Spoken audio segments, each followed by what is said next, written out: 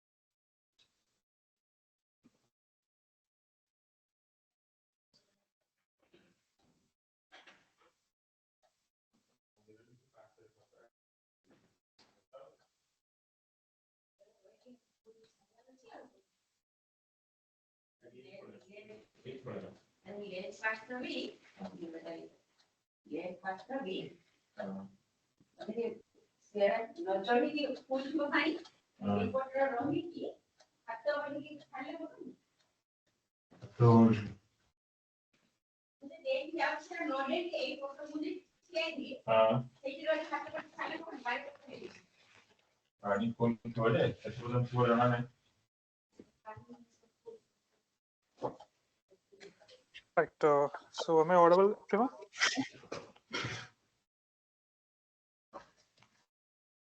I think I should be. If not, please let me know. We'll we'll wait for a few minutes. This is the first session, and let's wait. Let's wait a few minutes and let's begin. And I think Smriti, Jyoti, you can mute your mic if possible.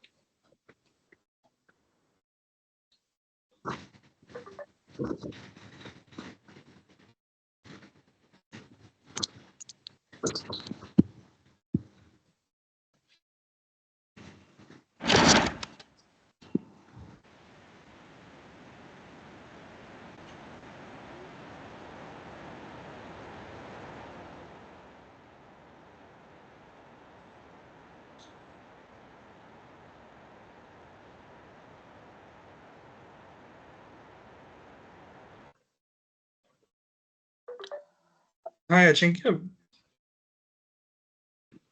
Ajinkya, we've not started yet, so we're waiting for people to join. So everything is fine.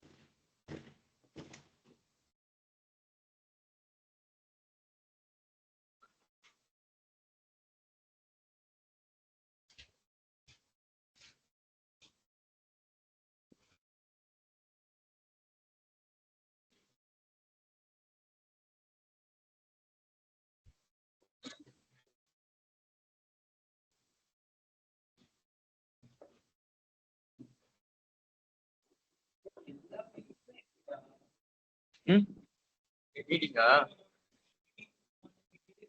அதான் மொத்தமா ஒரு YouTube channel தானே.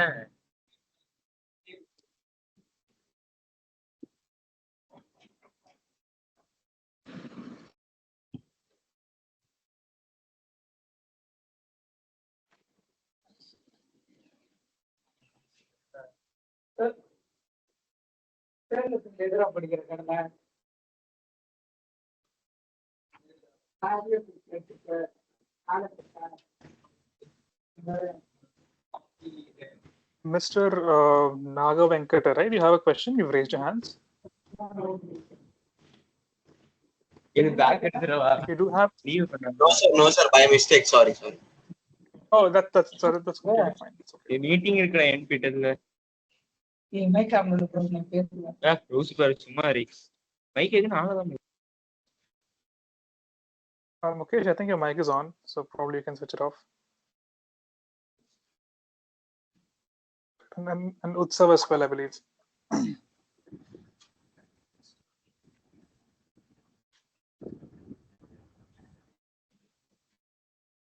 So I believe everybody is able to see the slide, which is on the screen. We'll just wait for 2 more minutes. So people are Yes, still trickling in. So let's probably wait for 5 minutes. Oh, a lot of people today. A lot of people.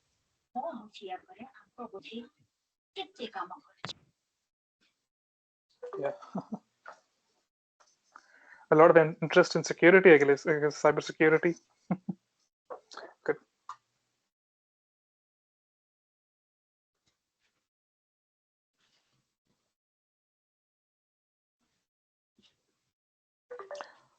Bhavani, you can't hear me?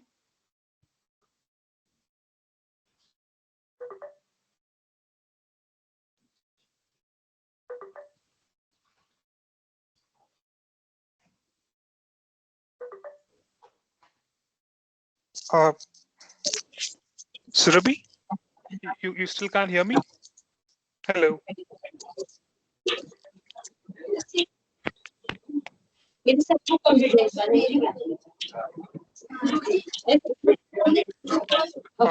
Just so can someone confirm if they are able to hear my voice? Possible? Yes, yes. Yeah, we are able to hear you perfectly. Sure. Then I think for those who are not able to hear my voice, you might have to rejoin with your audio or connecting to your computer audio. Right, Surabhi? Probably that will be the case for you. Okay, good. Thanks a lot. Might it's be some bandwidth issue on this.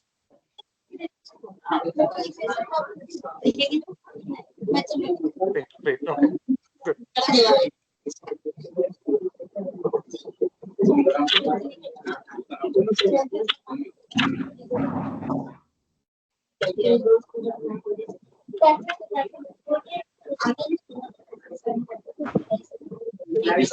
Yeah, I think everyone who has joined, right? I think Rishabh Singh, Prasad, Utsav, you can probably switch off your mics.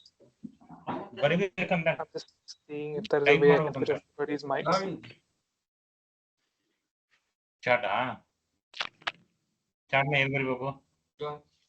We'll start shortly.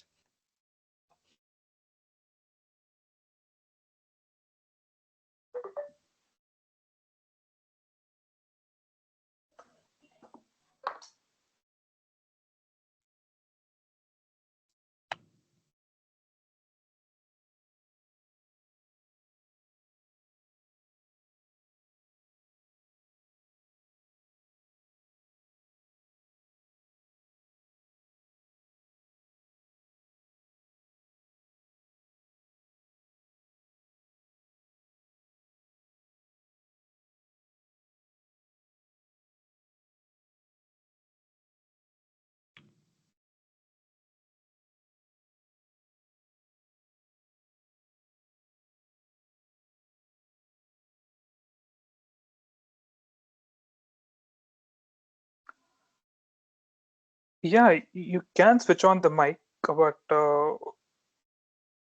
why would you want to switch on the mic? The question. If you have any questions, you can definitely ask me. But if not, then you can keep it switched off. You want to ask a question, you can switch it on, you can talk to me. Right, Veera?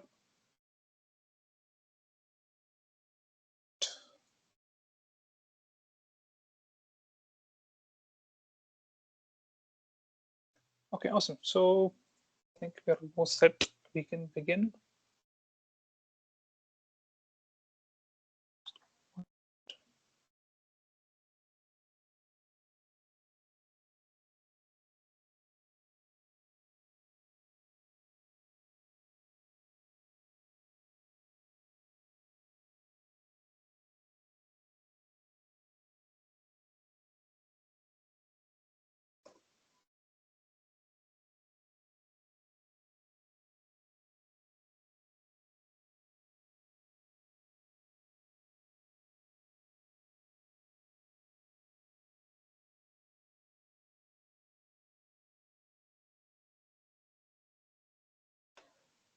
Yeah, Thavi, that's because I'm not speaking. We've not started yet.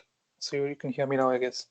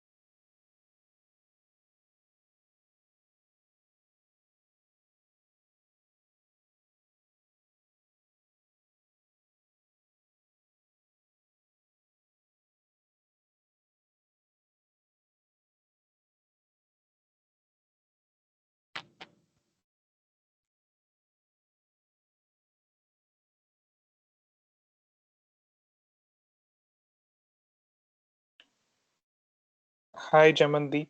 I'll give you the answer to your question once we begin.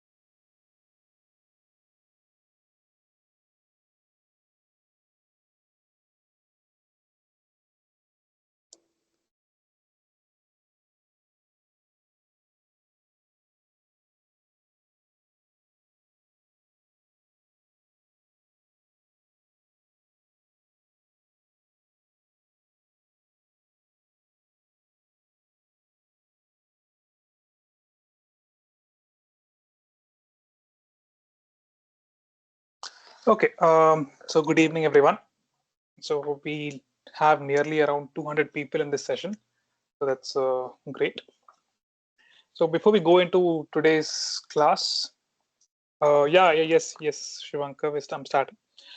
So before we go into today's class, I would like to clear off some questions that I've seen on the chat and what is expected out of these live interaction sessions. and I'll dispel some questions that you have, that you probably might have before joining, right? So NPTEL course that you've joined is cybersecurity and privacy, correct? And it's being taken by Professor Matthews from IIT Madras, right? So this is a formal NPTEL course, which some of you might be taking an exam for it as well. You might be opting to write an exam at the end of this, right? But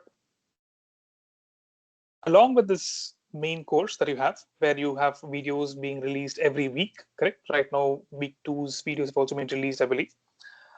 You will also have 3 live sessions per week. So the first session, can undergraduates attend exam? Probably, I think. I don't know exactly because I'm not one of the people who administers NPTEL. Probably you can ask that question to the administration. And I think yes, that should not. I mean, in my opinion, it should not be the case that undergraduates cannot attend the exam. But you better verify it with the official team. You can send a mail to the official people. I think there are so many people, more people are joining. So maybe I have to change the settings to allow everybody inside. Just give me a moment.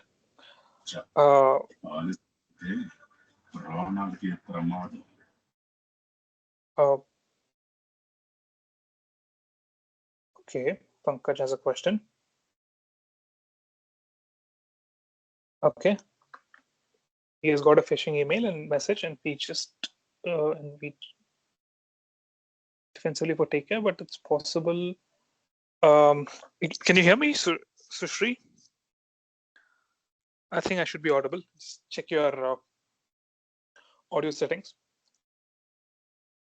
Okay, you want to? Okay, we'll talk about this, Pankaj. I'll keep this question in mind. We'll talk about it when the context comes, right? So I was, as I was saying, so there are these 3 sessions, weekly 3 sessions, and let me make it clear: these sessions are not conducted by the primary faculty. So these sessions are only conducted by PMRF fellows.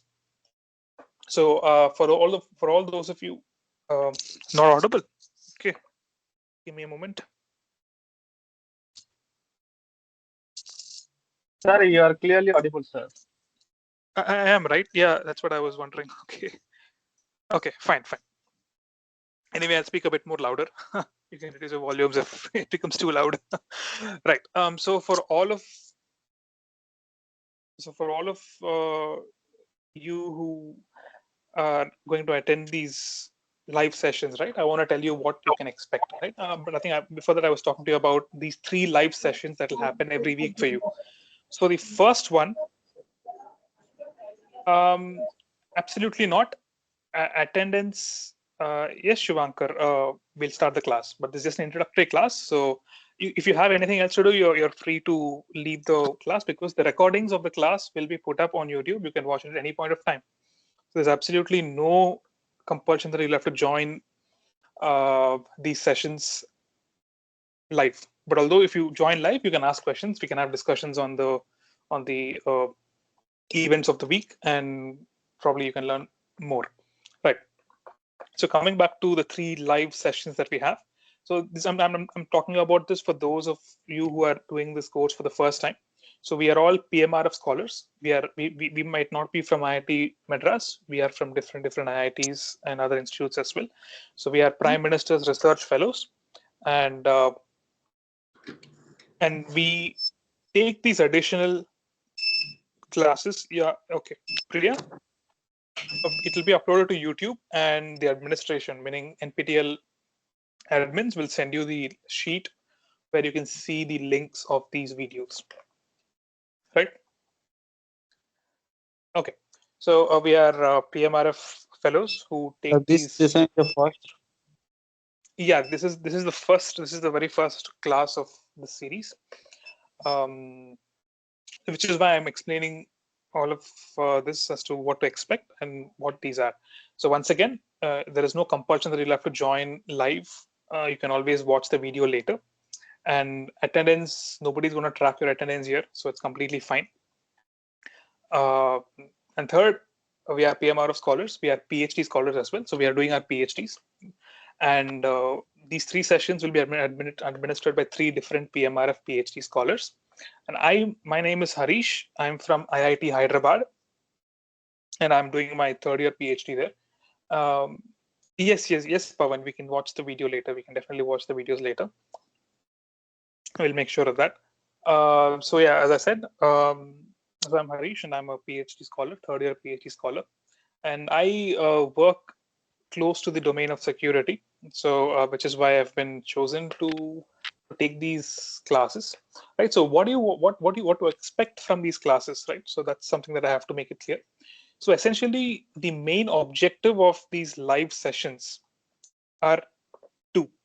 And the first objective is to go through what was taught in this week, right? So if you look at week 1's videos, it is our responsibility to rehash these videos and explain these videos in a way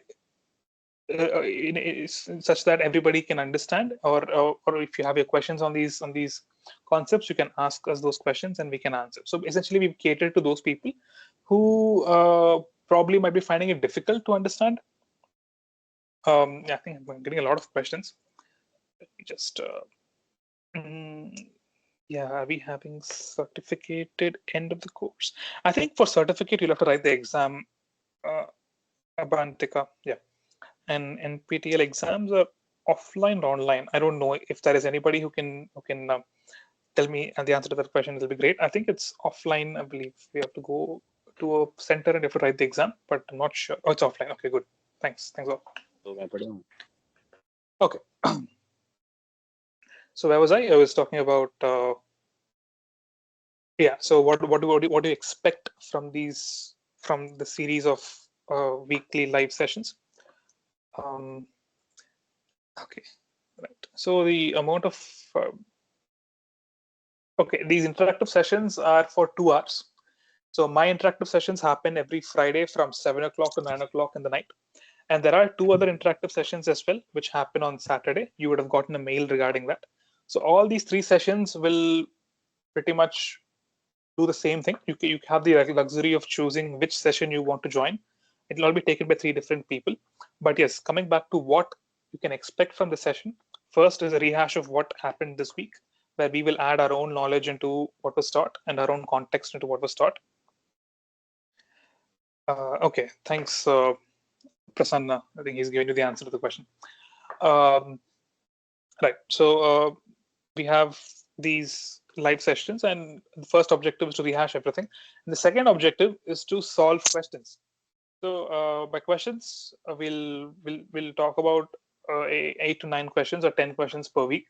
And these questions will be from what was taught in this particular week. For example, if you go to week number 1's videos, you could probably be asked these questions.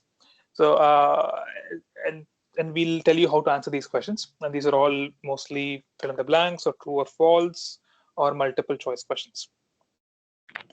Software demos, probably it'll come towards the middle or the end. It depends on the particular PMR of TA. Now, since I work and I have some experience when it comes to penetration testing, I can give you software demos as well, Yuvraj. But yeah, it's not going to happen now. Today is a very basic introductory class. So if you've already understood the videos, you're free to drop out, or you can also drop out if you want to watch these videos at a later point of time. Wow, so many people are still in the lobby. Just give me a second, guys. I'll try to make sure that people can join without me having to click admit every time. Just give me a moment. Otherwise, then people are being left out.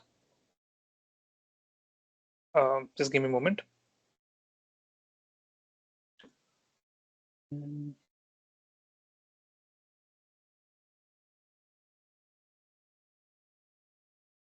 Srinivas Murthy, it's not compulsory.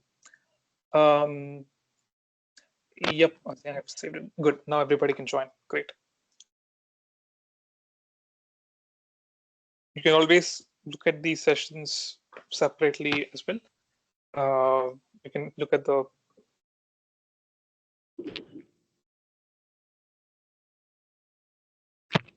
okay. I'll explain this again. So we have 3 sessions per week. Okay, listen carefully. We have 3 sessions per week, and you have the liberty to attend either all the 3 sessions, or you have the liberty to attend none of the sessions, depending upon the time that you have. Right now, okay, okay. Is it worth to learn cybersecurity and ethical hacking? Please tell me some scope of this. Okay, Rohit, probably you might understand the answer to that question once you finish this course. So yeah, security definitely is a top concern these days because as we know, we are all moving towards a digital India, right? And things are going online. So obviously, when things go online, the attack surface area increases, and security definitely is a concern. Now, in this course, as a part of this course, you'll probably be seeing how security holes were exploited and how organizations got hacked into, how things were compromised. So probably then you'll understand how why security is important and how you can benefit and how you can make a career in security.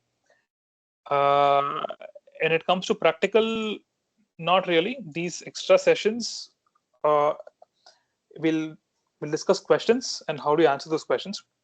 And if you want demonstrations, that's completely in the hands of the TA. If he or she is adept in it, he can give you some demonstrations as per your request.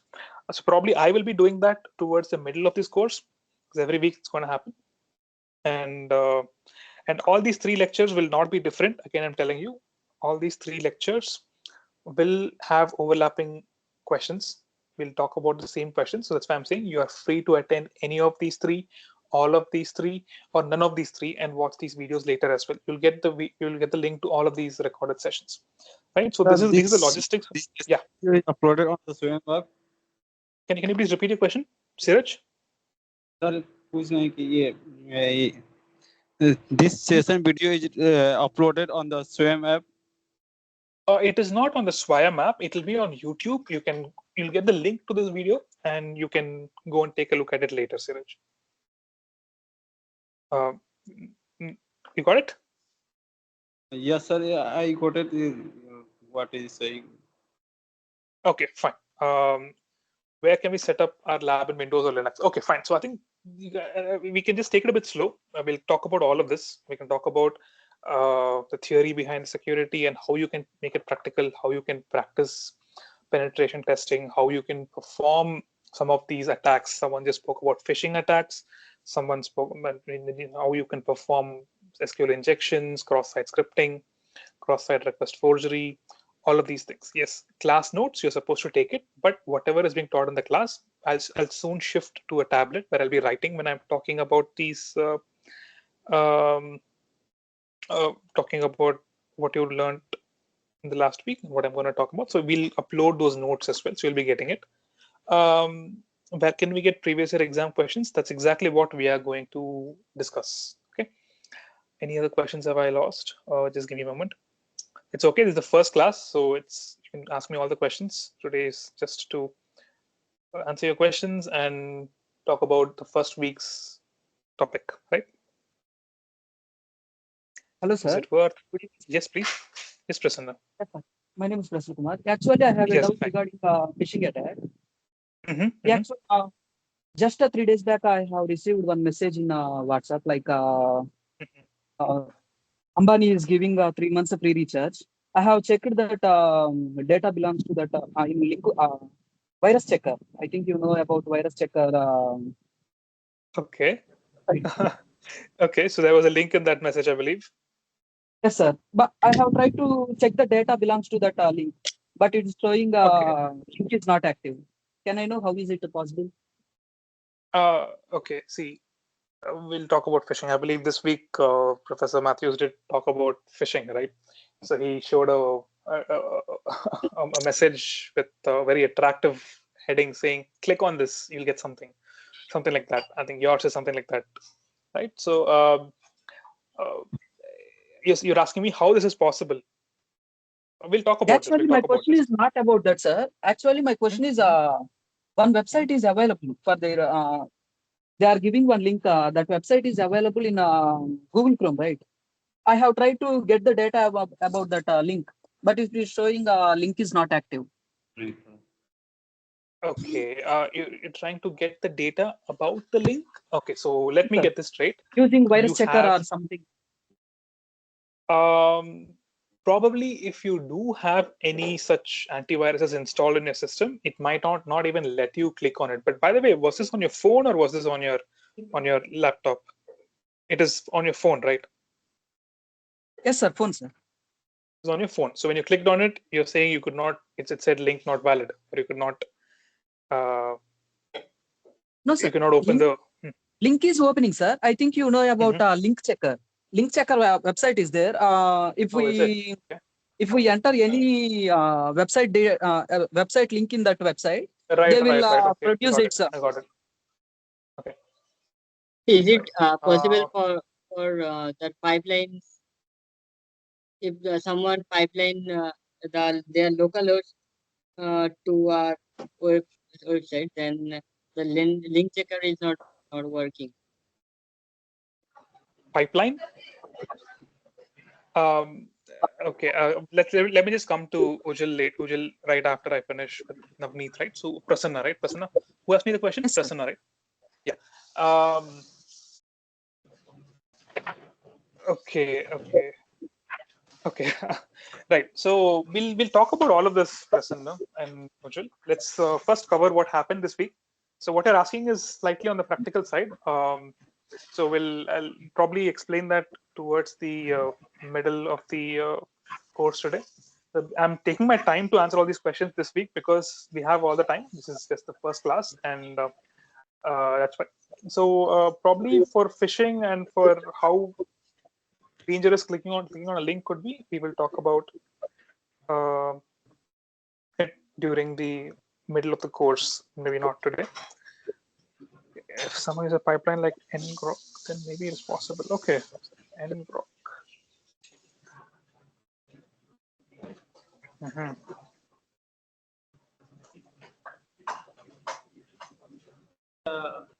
He is encountering a captcha or some kind of bot detection mechanism. So that is why he is able to kind of see the website once going manually. But with the link checker and all, you have these automated bots which basically check the website. So those bots may be getting blocked.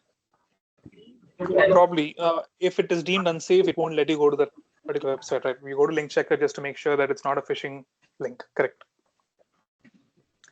Right. Okay, but I think we are deviating from what we're supposed to do today. So let's go back to what we're supposed to do today, and then let's come to it towards the end of the class, right? Okay, ransomware. Good. Oh, so many questions. Okay. Ransomware, vulnerability phishing. We'll talk about all of this. See, you've taken this course, so we'll talk about all of this. But yes, let's go step by step. Okay. Just 1 second. Okay, we'll come back to all these questions later. Let's just finish off the proceedings of this week. Okay, you can see the screen, right? So I'll just go through the overview of the questions that we are going to answer today. These are very simple questions. These might meaning of Apple. Okay, strange. I thought Apple was a company, but is there any other meaning to it?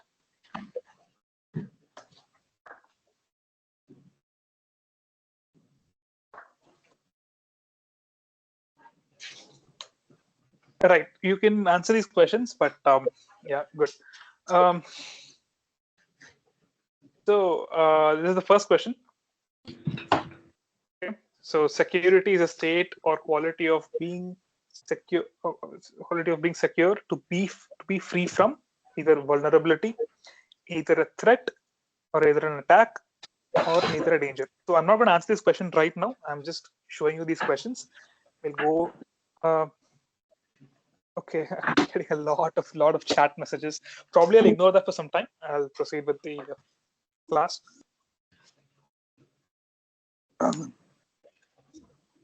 Okay. And let's come to the answers later. Right. So the second question is, we'll come back and answer these questions. I'll explain what is vulnerability, what is threat, what is an attack, and well, of course you all know what a danger is, right? And the second question is, which term among the following is correct? Okay, interesting chat messages. I'm just going to ignore them for now. So this is a very rudimentary question. So probably if you had seen the videos of first week, you will be able to answer these questions. So these are the kind of questions that you'll be asked for every week's assignment. So if you go to your NPTEL interface, you can see that this week you have some questions, right? So again, I'll tell you the answer towards the end, but some of you are getting the answers correct. It's good. And then, so what does cyber mean in the context of information technology, right? So what is this cyber security? We know security, but what is cyber security? We're adding cyber to it. What is it that it adds on to security, right? So of course, the answer is very straightforward. Again, I said the first week is a very theoretical approach to security. In fact, this course itself is very theoretical. Okay, good, fine. And the question 4 is, cybersecurity affects individuals, organizations, society, and is it the government, or is it the institution, is it the department, or are these firms, right?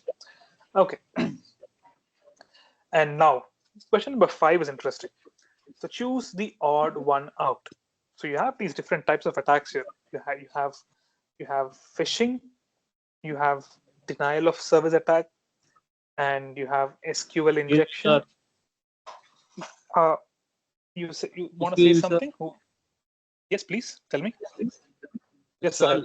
My mobile is not working, sir. How can you get this video? Sahil, right after the session is over, we will give you the link of the uploaded video. Right? Probably by tomorrow evening, I shall. Sir, on my Gmail. No, basically they'll send you a mail. Yeah, I think yes. So they'll send you a mail with a link to a sheet, an Excel sheet, where you will have the links to the recorded sessions of all of the weeks. All right. Oh, thank you, sir. So that way you'll be able to see. So you're free to leave as well. So it's completely fine. You can always take a look at it later. Right? Okay. Thank you. So this is an thank you. So this is an interesting question. So you have phishing, you have denial of service, and you have SQL injection, you have man in the middle attack, and then you have importing data. So I see that there was a lot of interest in this particular attack, right? So we'll dive deeper into all of these attacks as the course goes on. All right. But since it's an extra session, I can. Okay. Yeah. Okay. Yathavi, we did not have a session last week. This is your first session. Okay. So Ajankya, I'll confirm your answers towards the end. So I'm just giving you an overview of what to expect from today's class, right? And again, so these are all the different types of attacks. I'll explain in an abstract way what is phishing, what is denial of service, what is SQL injection, what is a man in the middle attack, and what is importing data. Okay, fine. Question 6. So restricting unauthorized access and misuse of physical assets help in achieving physical security of an organization. So is this true or false? We'll see. So probably if you have looked at the week 1's videos, you'll be able to easily answer all these questions. But for those who have not, I'll make sure I give the particular necessary context for you to answer these questions.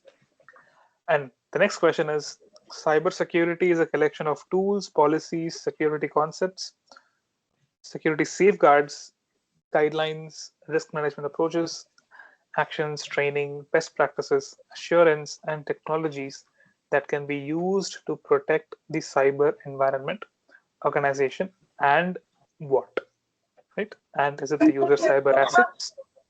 Is it the user's personal information? I think whoever is Sahil, I think you can mute your mic if possible. So which of these is some of these questions are directly from the videos that you've watched. So if you watch the video, these are particular, there's actually definitions of certain things, the definition of cybersecurity, and these are direct answers, nothing much to discuss here. So question number 8 is the general security objectives comprise of dash, dash, and dash. Sorry, so this is called it's dash, availability, and integrity. So what is this? So for some of you people who would have gone through some security courses, this is a very basic thing. So it's called a triad. It's a dash AI triad. We'll talk about what is the answer for dash. Right. So network security involves protection of items, objects, or facilities. Is it true or false? Okay. So this is what you can expect from today's class. And while we discuss these questions, I will give you all of the associated knowledge that is required to answer these questions. So once again, these sessions are catered towards a very basic understanding of this. So if you're expecting something advanced in today's class, that's not going to happen, right? Okay. So before we answer these questions, let us take a look at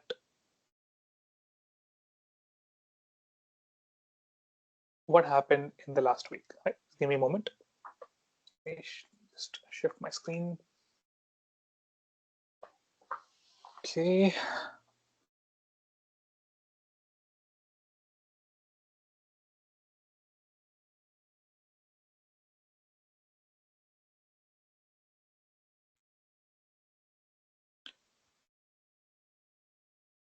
I think most of you have the answer.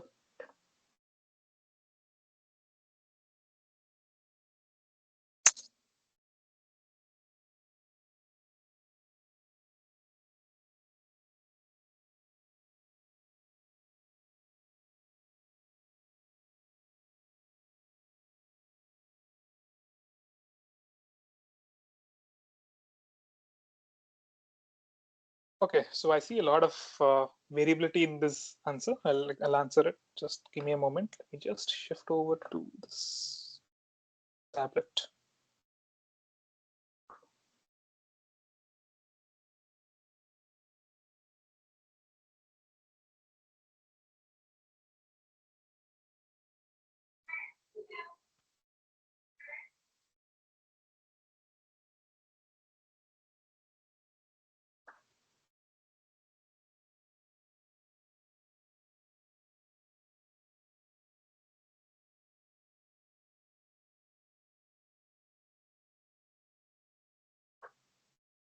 Okay, can you see a screen?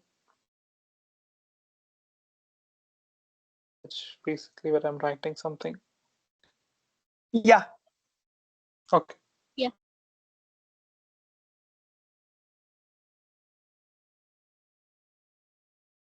Okay, so everybody can see the screen, right? Right. Okay, so what did we see in this week? So for those of you who have already seen the videos, this is basically a rehash of what happened.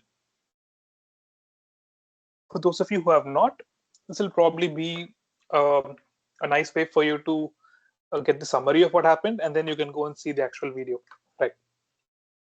So Professor Matthews, I think he gave you a nice uh, screenshot of a mail that said, can I have a quick moment? Please drop me an email when you are available. Basically, he received a mail from the director of IIT Madras, and he asked the students, "Is what makes you think that this is, how can you believe this mail or not?"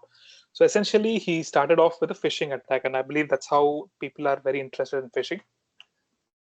So how can you check if such attacks are, something is actually, someone is trying to actually fool you, or so and so? And he also gave you some. Basically, he gave instances of phishing. Right. we'll talk about what exactly it is as time goes on. So I gave you multiple examples here. Some of those were, let's say, SBI message saying blocked. So the moment you see that, you get a message from SBI saying your account has been blocked, you won't even think twice. The next moment you go and click on that particular link, and the moment you click on it, you will have unintended consequences. So there are two consequences that you could have. I'm giving you this context well in advance so that we'll cover it at a later point of time. So if you click on a link, you can either instantly give up data, and that's called cross-site scripting, or you might be taken to a page where you will be asked to give your information. Right? So that is the phishing aspect of it, but we'll clarify this as time goes on. So you can either get an SBI message that says you're saying your account is blocked, or you might get a message from your boss. It is actually not from your boss, it's somebody else, but it's your boss. So he impersonates your boss and he sends you something. The moment it is your boss, you just click on it without even thinking, right? So all of these, this is one of the most common things that people fall for in today's world, right? And then you also have something called ransomware attacks. So these are all specific instances of the attacks. So ransomware, right? So what happens here? You basically get your computer locked. Gets locked. Okay. I'm not going to the details of how it gets locked, what encryption it is, and all of that. So I'm just giving it in layman's terms. So your computer gets locked. Who locks it? Somebody else. So the keys are somebody else. So you click on a link and then you download something, you install it, and your computer gets locked, let's say. Now the person who locked the computer comes to you and says, let you give me a ransom. A ransom means money. Okay. Ransom means money. So the person who locked your computer comes to you and tells you that if you want to see the files in your own computer, you need to give me 1 lakh rupees. Now imagine you're happily browsing your system on one day, and you are getting a message of some sort saying you from SBI or something says, please install this software so that you will be secure. You trust the message, and then you click on it, you install whatever it is they asked you to install, and then your computer shows a red screen that says locked. So all of your images, your data, and pretty much your study data or your research, let's say, for me research is important. So your research, everything is locked inside this. And who has the key to it? The key is held by a hacker or the person who perpetrated it. So this is you, and you become a sad person here, right? Because your items are locked. So the hacker sends you a message saying, give me, let's say, how much do you want? 1 crore? No, I don't think anybody's data is worth 1 crore at least. So let's say 1 lakh. Give me 1 lakh. And if you give him the 1 lakh, he might give you the key to it, or he might not also. He might say, give me 1 more lakh. So it never stops. So this is on a personal scale, this is damaging. Yes, you lose your data and everything. But on a larger scale, when businesses are affected by ransomware attacks, they lose revenue, a lot of revenue. So in one case, as Professor Matthews had said, the hackers had asked for $70 million. $70 million. So somewhere I think around $1 million is equal to how much rupees? I think it's around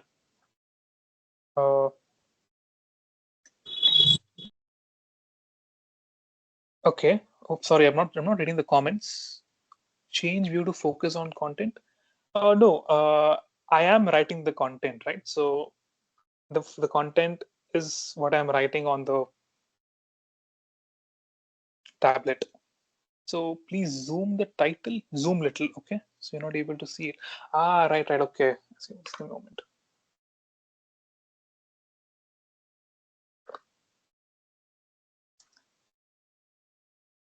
Sorry, yeah, I think now it should be a bit more visible. Thanks.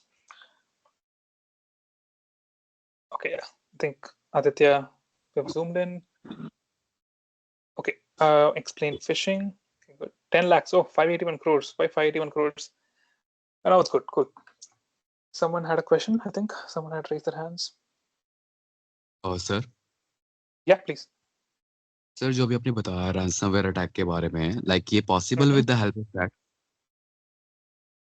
Possible with the help of? That remote access Trojan attack.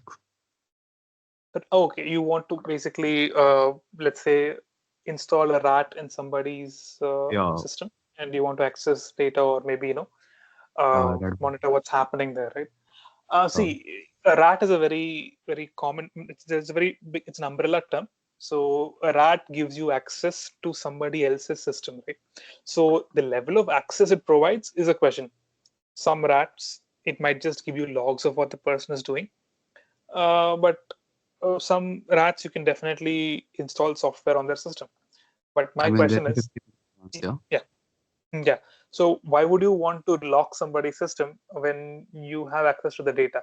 Yeah, probably. Yeah, you can do that. But again, a rat is not some software that you can go and get somewhere, buy it, and then you can use it. It's completely use case dependent, right? So have you? Right. So have you had some experience with rats? Have you used it? Yeah, like अभी सीख रहा हूँ, like अभी like properly सीखा नहीं है, like अभी ऐसे like lecture join किया मैंने like basically starting से. Okay, right. So I also want to give you a small word of caution. It is when you're trying out these things, I know you're all interested, when you're trying out the practical aspect of hacking something or somebody, do not try it out on your friends. Device पे try करता हूँ basically. Yeah, exactly. Or if you are trying out, please get consent and do it, because it is actually a breach of law if you do it without somebody's consent, right? So just be careful about that. Other than that, it's good. You can definitely learn this way.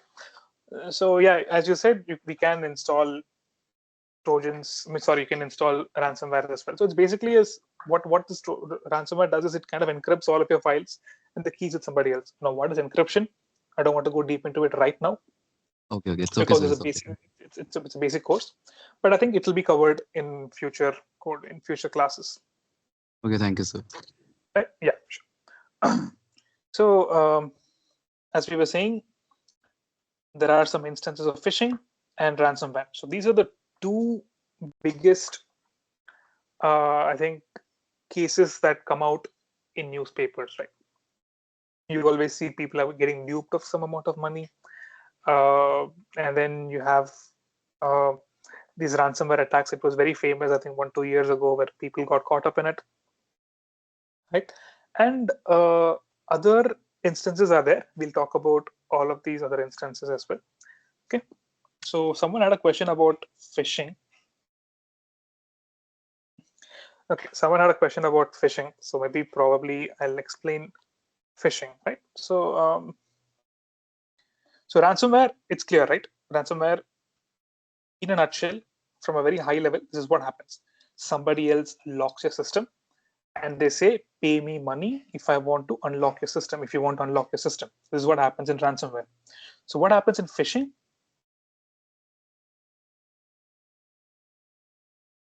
Let me explain. So let's say this is you.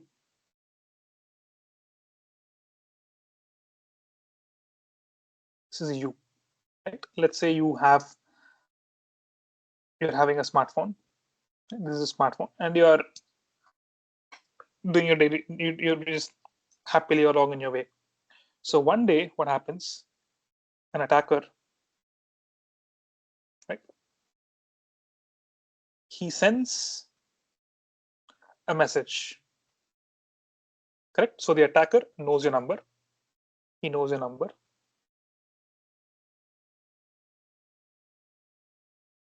Now, again, I'm explaining this for people who are still not used to these terms. So for all of those who are aware of this, please bear with it, or you can feel to drop the call as well. This is very basic explanation of all these terms. So again, so he knows your number. So this attacker, let's put him like this. Right?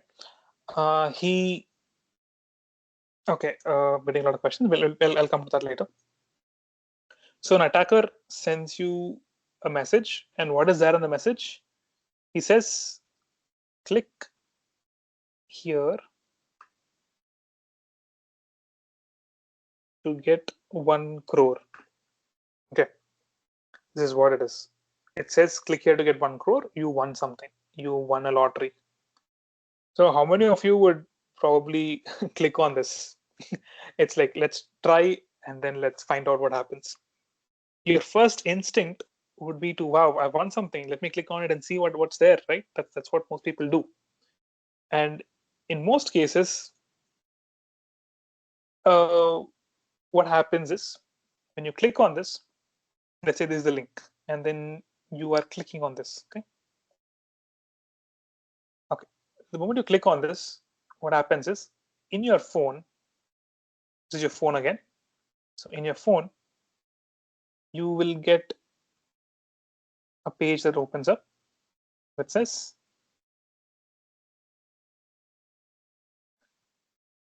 please register.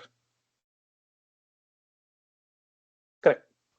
So it might say, please register. So now you say, okay, I've won something and now they're asking me to register. So let me register and let me see what happens. So when you're registering, what do? You give a username and then you give a password. Correct. So everybody registers. So let's say you give the same username that you are using on your Gmail. Let's say, let me just take an example. Who asked this question? Okay, Suvankar. Okay, let's just say username is Suvankar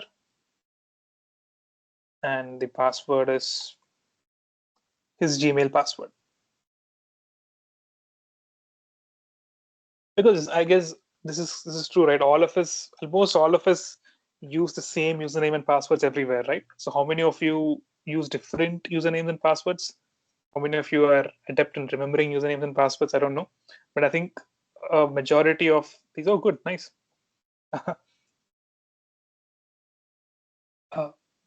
Free laptop subsidy. Okay, I don't understand. Okay, so right. These are all cases of phishing. I'll see some of these might not be, but some of these are. Any message that starts with something like, your something is expired, or you won something, or you're blocked, or you have an order. Right? These are all messages that start with these things. So the moment you see these keywords, right? What happens is it's like these keywords make you take an action. The moment you say something is expired, or like, oh God, I have to take some action. The moment someone says you won, okay, yes, I won something, let me take some action. And the moment they say your account is blocked, you're like, okay, it's blocked, so I have to take some action. The moment you say someone has ordered for so and so money, then you once again you take some action. So basically, the modus operandi of the attacker is to make you click on the link. And to make you click on the link, they can use social engineering. Now I'm introducing these terms. So bear with me. This is not exactly social engineering also, but in a way, they play with the psyche of the person and they make the person click. They exploit human psychology. This is very easy, right? Someone you tell someone they've won something, and you can easily make them do what you want them to do. They think they've won something. Similarly, all of these aspects as well. So, so again, one of you asked the question: how do you identify? The moment you see messages with such kind of startings or words, you have to be careful. Before clicking the link, think about, did you actually win something? Did you actually put your name into some lottery or not? Or do you actually have an SBI account that could be blocked? Right. So all of these things you can do, but again, there is no deterministic way to get the answer. But Rajat, you have a question? Still, मेरा question like fishing पे ही है. Mhm, I mean जो आजकल जो like basic हम fishing सीख रहे हैं, लाइक जो आजकल जो न्यू जॉइनिंग की जिन्होंने की है मोस्टली ने, आई मीन ये लाइक कोई टूल्स जो होते हैं, लाइक फिशर टाइप जो टूल्स होते हैं, लाइक जो मोस्टली मार्केट में जो चल रहे हैं आजकल. आई मीन एक ये में एक पोर्ट नंबर देते हैं, end of course like port number easily पकड़े जाते हैं. लाइक कौन कोई बंदा है लाइक जो मतलब पोर्ट नंबर पर क्लिक करके लाइक लिंक ओपन करेगा. Okay, okay. I mean port number को लाइक ऐसा हम चेंज नहीं कर, लाइक किसी चेंज नहीं कर सकते, लाइक ऊपर टॉप को जो लिखा होता है लिंक वगैरह उसको. See, आई मीन शर्ट भी ना the port number they're talking about, right? It is basically you have to host this page that we're talking about. This has to be hosted. We'll come to that. We'll come to that, Rajat. So you see, these are all basic tools. You can probably buy a domain and you can fish. You can always host this website in a particular domain and fish. Right? Are you getting it? So, but again, as you said, if you see some numbers in the URL, right? Whatever, that's what you're talking about, right? तो कोई trust भी नहीं करेगा So, link पे वैसे. http www.example.com is to 8080, let's say, something like this. So you can definitely be careful when it comes to this. I understand. Yeah, good point. But for others, don't confuse yourselves right now. So let's go back to where we were. Where were we? We had an attacker, and the attacker sends a message to you. You are the victim, correct? You're the happy victim right now because you think you won something. So you click on this, and you get this page on your phone where it says register to get your prize. So what do? You put your username and then you put your password. And when I asked you how many of you use different mail IDs, sorry, different usernames and passwords for every other website, very few people raise their hands. That's true also. Most of us repeat usernames and passwords across multiple platforms. So Sahil is, yeah, good, okay. So good for you if you're able to remember all the passwords. So what happens is they tend to put their usual username and their usual password, or even this might also even be, right, put your email. Okay? They can also ask you for your email. So now what is the difference here? You're entering it and then you're clicking register. So the moment you click on register here, correct? The moment you click on it, click on register. So what happens is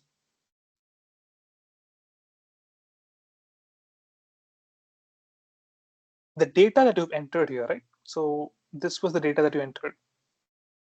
This data goes directly to the attacker.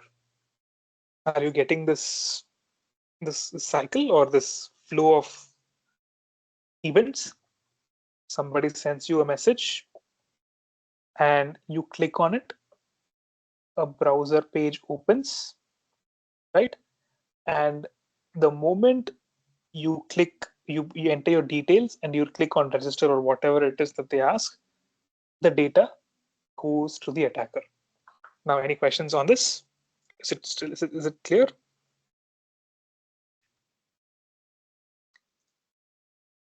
Okay. So for mail, we can identify. What about other apps? Jaya, so what do you mean other applications? You can be a bit more specific, like right.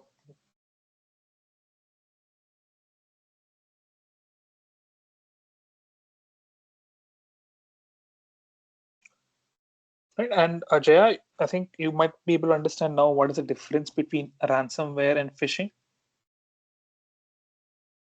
I'm just scrolling through the questions so that I can answer.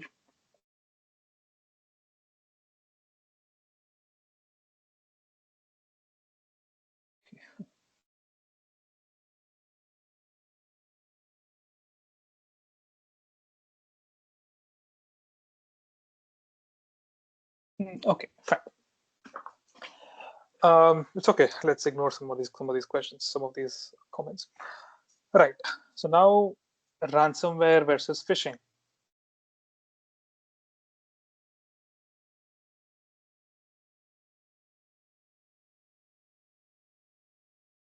Right.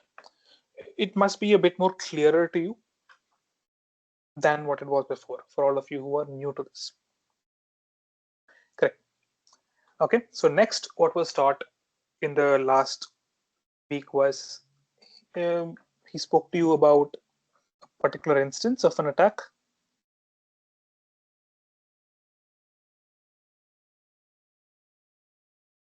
Correct.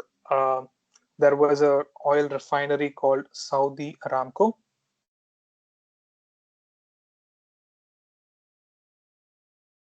Correct. So you have to understand that the cyber world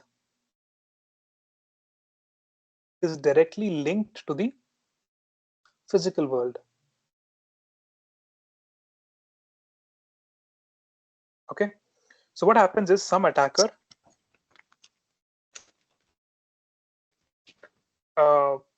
got a hold of the systems at Aramco. So Aramco basically produces oil. Correct. So all of these control systems, all of these refineries, they all are automated. Correct. They're all automated, meaning they run by themselves. In essence, computers govern all of these things. Yeah. Yes, Sunil. Tell me.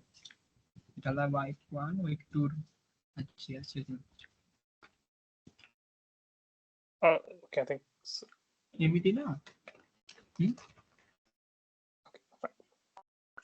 So we are automated.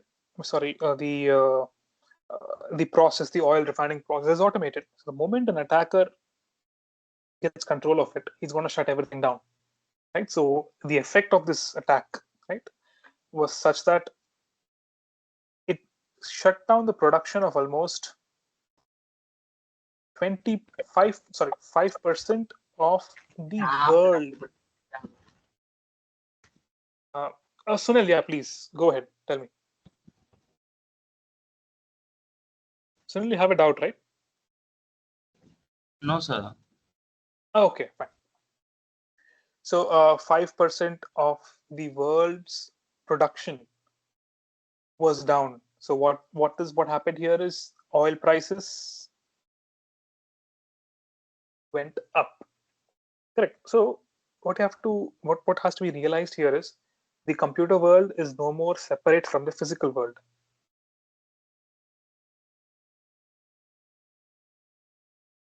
It's highly interconnected with the physical world.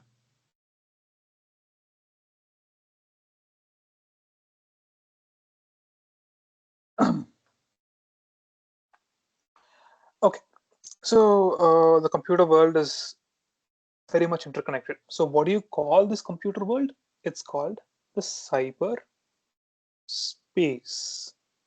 Or the moment you add cyber,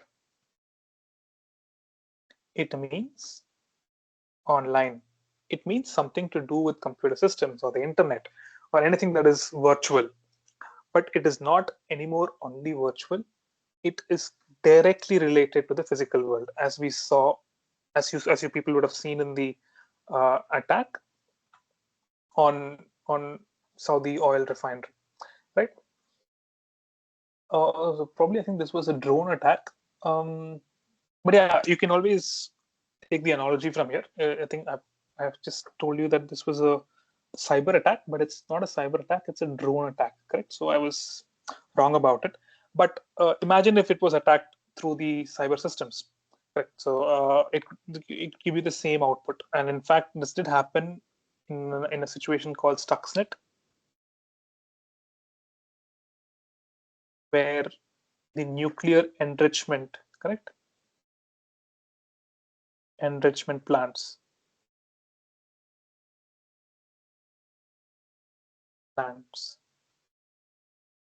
were shut down. We'll talk about these particular instances. where the cyber world is directly connected to the physical world. All right. So again, the moment we have a cyber attack,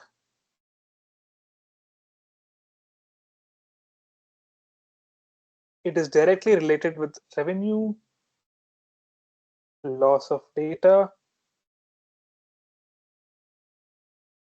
and essentially you lose money and you lose data, and in fact you lose revenue because maybe a system becomes unavailable, right?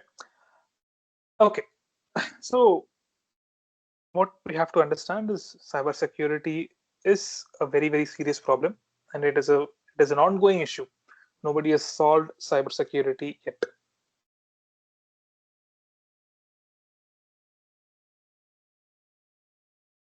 Okay, and cybersecurity affects individuals, organizations, society, and the government as well.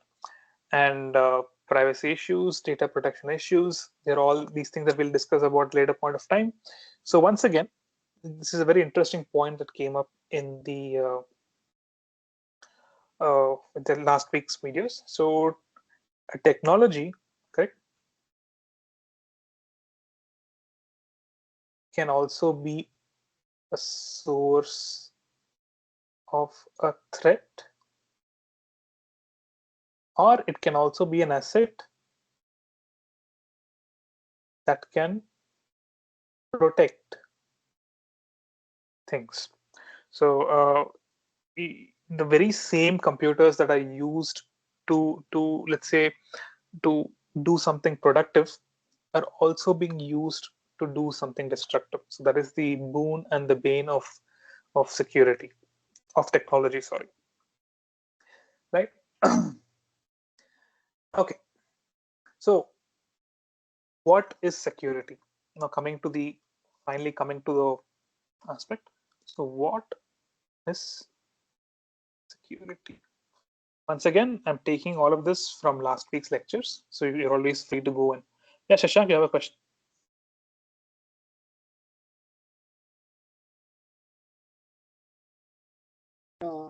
Hacker will Yeah, attack please. the organization. So in phishing, it attacks through only for individuals.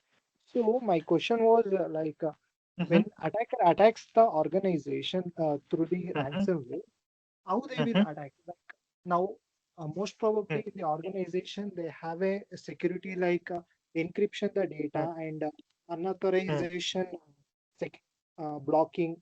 This kind of the security is already installed in the so many companies. After that, how can the attackers can access the data of the organization? Is it possible after all installing so many securities like encryption and all? That is my Okay, good question. question actually. How they will Good, nice. Right. So I'll just reiterate what Shashank had just asked. So he's saying we spoke about phishing with respect to a private individual, someone who's a person, maybe like you or me. But he is asking about phishing in the context of an organization.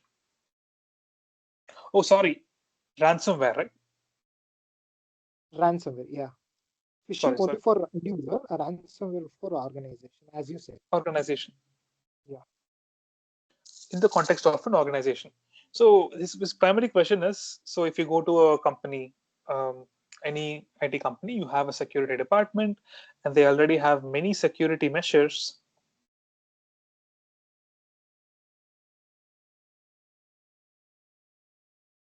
already installed, correct? Yes. So his question is: how does an attacker bypass these security measures and Yeah. still affect an organization? So I do not know the details of exactly how some of these ransomware attacks happen, but I can tell you how someone bypasses this security.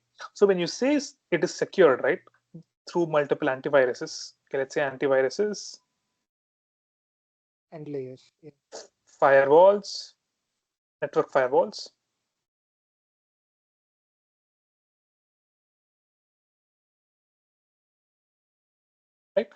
So these aspects or these middle boxes or these functions, right? Firewalls, antiviruses, they do a good job of stopping an attacker from just like that walking into an organization. Now, in a abstract way, I cannot send an attack packet. Let's say the attack packet contains the ransomware payload. Okay, let's assume you cannot send it directly to organization A. Let's say you work in a company A. You cannot send it to an organization A and just affect the whole organization. That it doesn't happen that way. So essentially, how most of these organizations get attacked, it is purely through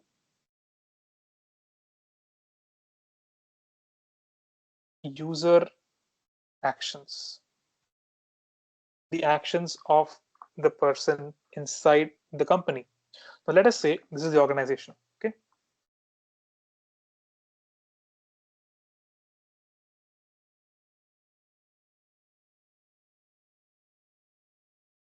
And you, Sashank, you're an employee there. Okay. You're an employee, you're inside the organization. Now, this is connected to the internet like this. The internet. Just a representative diagram. Okay. And then you have, this is basically the firewall or the router. Of course, if you want your organization to be connected to any or to anything, it is connected to the internet, right? And how do you connect things to the internet? You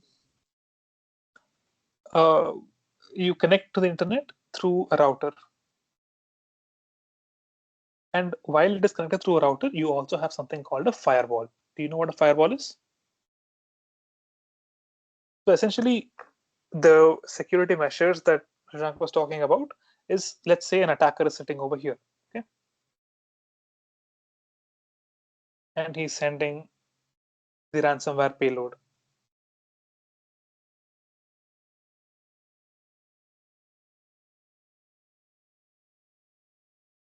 Probably if he's sending it directly like this, the firewall may catch it, correct? So I'm giving very vague terms here, so do not think it's exactly like this. So it might catch it. So what he'll do is, he'll probably send an encrypted version of it, and he'll send it to your mail. He'll send it to your mail address, right? And you will have some mail scanners, but probably you have ways to circumvent those scanners. So essentially, it will look like a very benign mail or a benign message to you. So you, when the moment you see that message, as usual, you might click on that message, and the moment you click on that message, your computer gets infected by the ransomware. And some of these ransomwares, once it infects one machine on the network, you have many machines on the network. So this one infected machine can propagate that bug to the other machines as well. So essentially, what the attacker was trying to do from the outside now originates from the inside. This is one of the ways in which an organization gets attacked. Or even, I'll give you, yeah. Sorry to interrupt. But here, as you said, you will send some message kind of thing for internal body, right? So what contains that message? Like it contains the links or like other kind of browsers link or some kind of malware coding. What it could contain a link. It could contain a link. The moment you click on that link, it goes and downloads that software. Okay. So which is nothing but the ransomware. It could contain a payload as well. Okay, yeah, continue. Okay. Got it. So now I got a one confusion or doubt. So how the difference between ransom and phishing? Phishing also contain the same link. The ransomware also contain the same kind of links, but it is mainly targeted through organization. In phishing, mainly it is concentrate on single person, right? So how can we differentiate this ransom to phishing? Both are same, right? So it contains the link to access the computer. Correct, So, correct. See, yeah. So we can call it this is a one type of phishing. right? In a Or way, see, I've given you one way in which ransomware attacks are propagated. There are other ways as well. So you have other vulnerabilities as well. So this is a way in which you can infiltrate an organization. So now let's say the attacker has found a backdoor in this router. You know what a backdoor is? A vulnerability in this router. Then the attacker can directly propagate the ransomware to all of the systems here as well. So what I told you here was one way of administration. It's not the only way. So the essential difference between phishing and ransomware is, in ransomware, the end result is that you are going to install an unauthorized software on your system.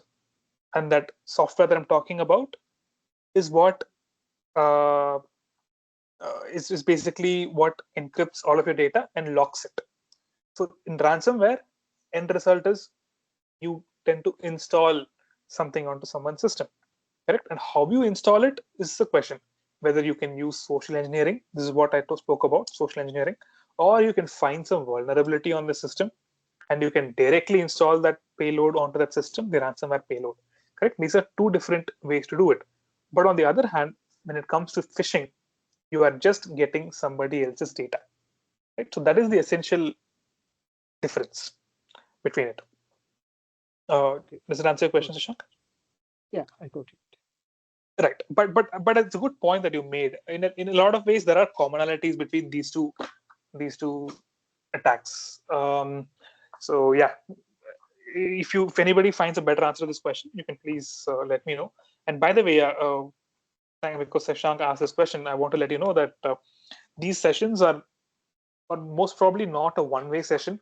It can also be a discussion channel for you to talk about what you know about this, and for me to learn from you people as well, right? So if anybody here already has some experience in this, you're free to open your you're free to share your knowledge with everybody else as well, right? So it's good, like what Shashank just did.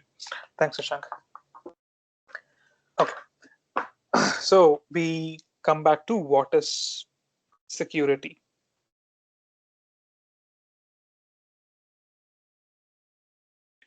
So what is security?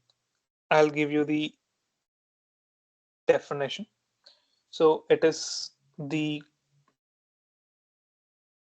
quality or state of being secure and to be free from danger. All right. So this was one of the questions, right, that we saw earlier. So you can probably link it with that. So what are all the different layers of security? And once again, this is directly from your slides, which was taught the last week. One is physical security.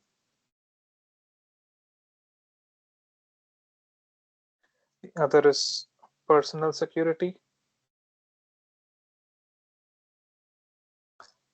The other is operations.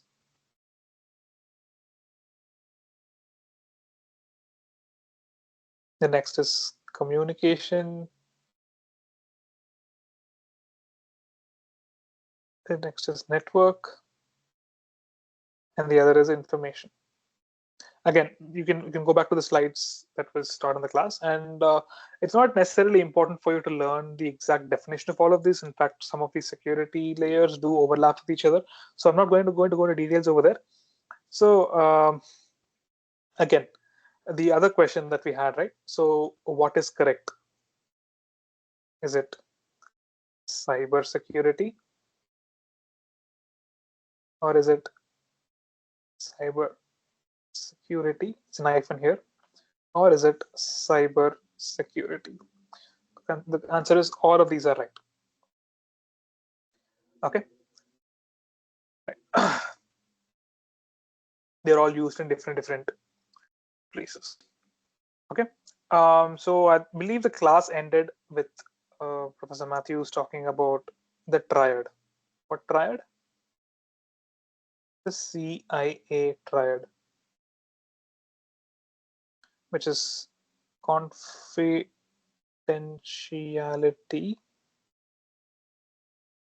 integrity, and availability, right? Confidentiality, integrity, and availability. Right, so we'll see what these are in the next class, not today. Okay, so now let's go back to the questions and answer those questions, and then I'll try to answer some of, yeah, exactly, confidentiality, that's the answer. So and then I'll go back to giving some extra information and trying to answer some of your questions who are basically wanting some more knowledge on what was taught, right? Okay. Just get this right.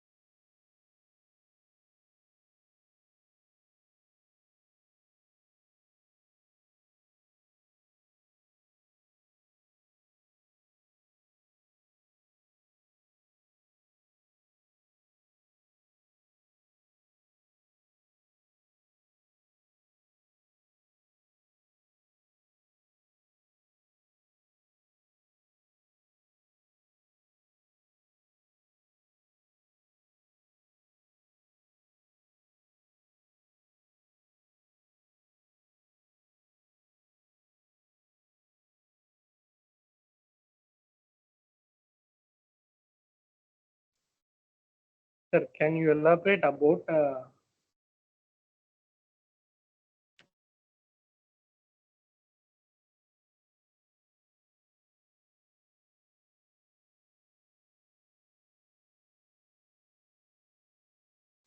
Sir, can you elaborate about dictionary attack?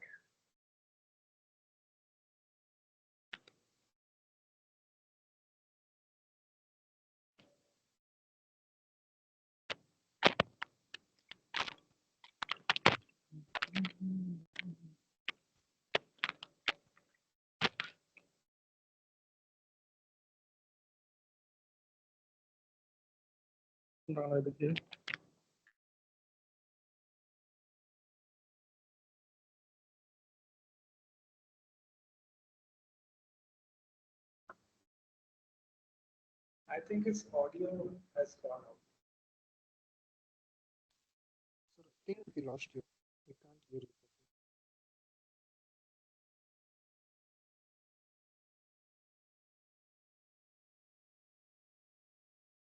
तो hello,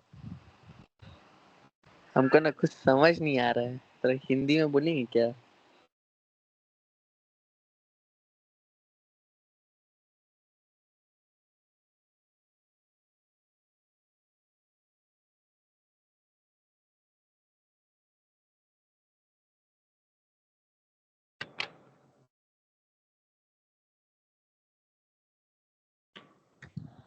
अपना Bluetooth ठीक कीजिए।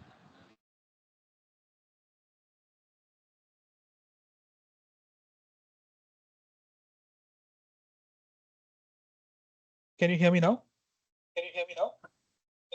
Yes, sir. आवाज नहीं आ रहा है। Okay. नहीं Good. नहीं। Yes, we can hear you. Yes, sir. All right. I think I was talking for a long time without any of you hearing me. Right. So there were a bunch of questions.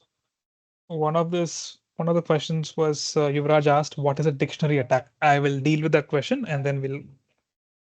I'm not audible. Yeah. Yes, sir. Mokshiani. Okay.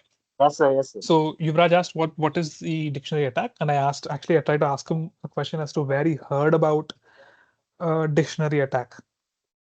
But anyway, I think we've lost his audio from whatever it is. So basically, a dictionary attack is nothing but a brute force attack. So brute force attack, we'll learn about all this later. But essentially, imagine the situation. You have a username field, and then you have a password field, right? And you're here, and your friend is sitting in the next lab or wherever. Your friend, you know your friend's username. Let's say Yuvraj's friend's name is Harish. Let's say now Yuvraj wants to break into Harish's account. So what he does, he puts Harish's username. Okay, because he knows it. And the password, what will you try? Let's say he knows that okay, Harish is using some password that is of 6 letters in length because you always see the star star star, right? So now one thing that Yuvraj can do is he can try all combinations of these 6 letters using alphabets, numbers, everything, ABC, 1, 2, 3, 4, 5, 6, all this combinations. That is called brute force. BRUTEFORCE. That's called brute force. Right? And secondly, instead of trying all combinations for those 6-letter word, he can take a dictionary, an online dictionary that is, not a physical one, and he can create a list of all words that are 6 letters in length. Right? Because most of us keep a password that means something. For example, I might keep a password as table share, something like that. So there is a chance that you can break into that person's account. So what they do is they take a list of all 6-letter words that are in the English dictionary, and then they try each and every one of that to see if you're able to break into the account. So that is what a dictionary attack is. Yuvraj, do you understand that? Okay, fine. I'll assume. So you have to recognize the phishing scams. You'll have to be a bit vigilant. You'll have to see, well, like I said, you have some keywords like you have won something, you're blocked. Um, you, you have blocked, you won something. I think I wrote some other keywords as well. So you need to gauge it. See if that particular message is related to you. And the best way to make sure that you're away from phishing attacks is copy that link, go to a system which is not connected to which has none of your data or anything, and open the link over there. The best way is to open it in a virtual machine. I don't know if you know what virtual machine is, but it's a computer inside a computer. There, whatever happens in that virtual machine, the attacker cannot do anything. If you can't install a payload, even if you install the payload, it won't work. But anyway, I don't want to confuse you right now. So essentially, there is no direct way to recognize phishing scams. Now, like one more person who said you can look at port numbers, you can look at type of link. We'll cover all of this when we come to those particular kind of attacks. Okay. Now there was one more person who asked, can I speak in Hindi? The answer is yes, I can speak both in Hindi and in Tamil, but probably that will not be a great option because everybody cannot understand, right? So my primary way of speaking would be uh, in English. But if in case anybody wants me to explain in Hindi or Tamil, I will be happy to do so after the class is over, right? So who was the person who asked this question? I forgot the name. मैं हिंदी में बात कर सकता हूँ, but it's probably not the best thing during the main hours of the class.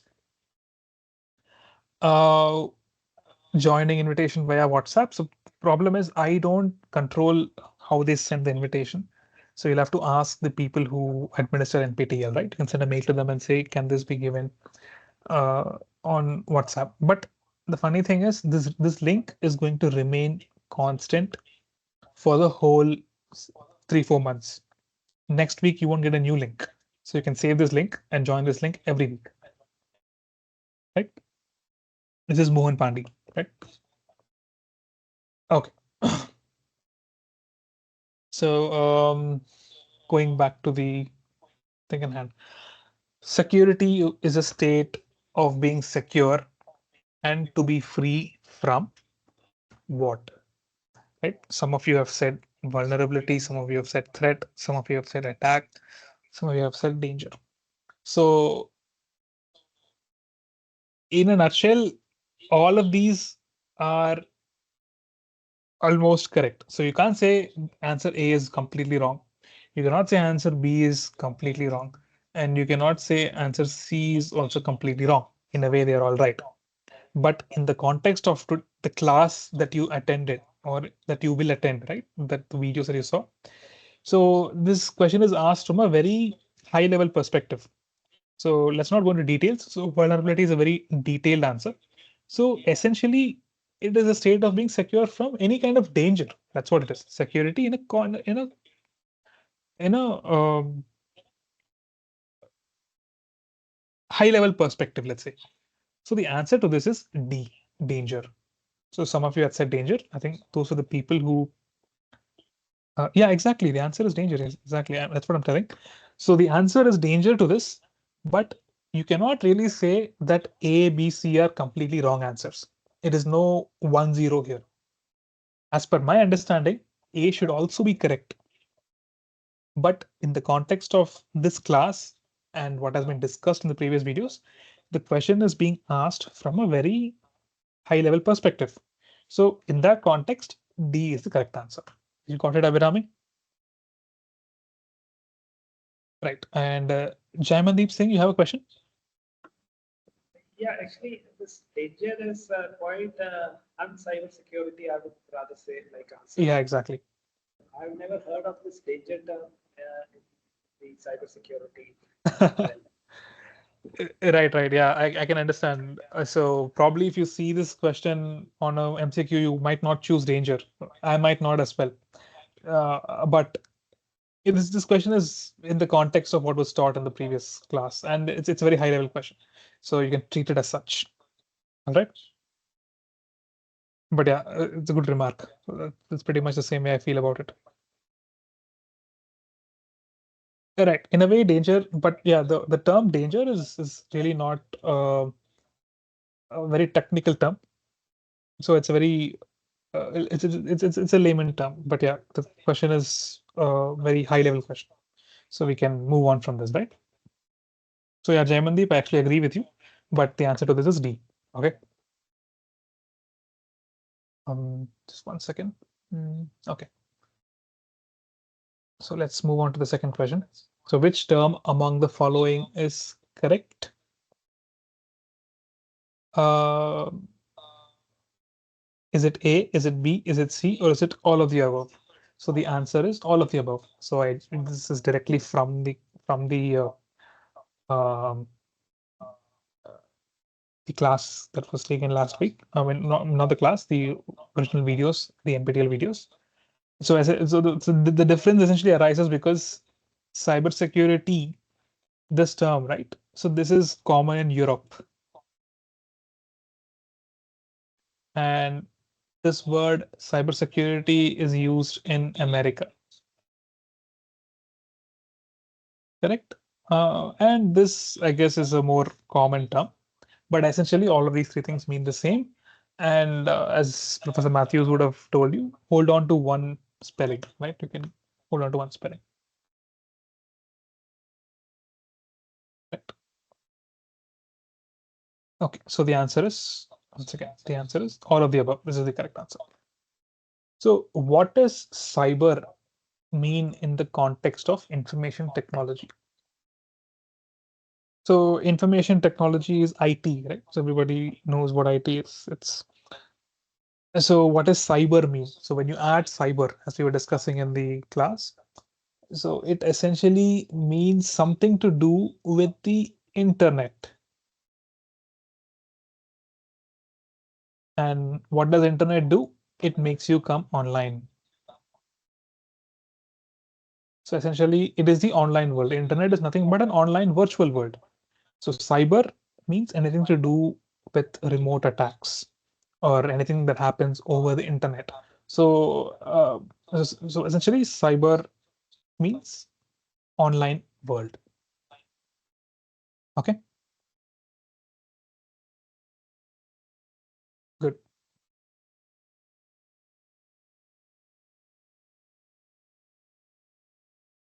Okay, so question 4 is cybersecurity affects individuals, organizations, society, and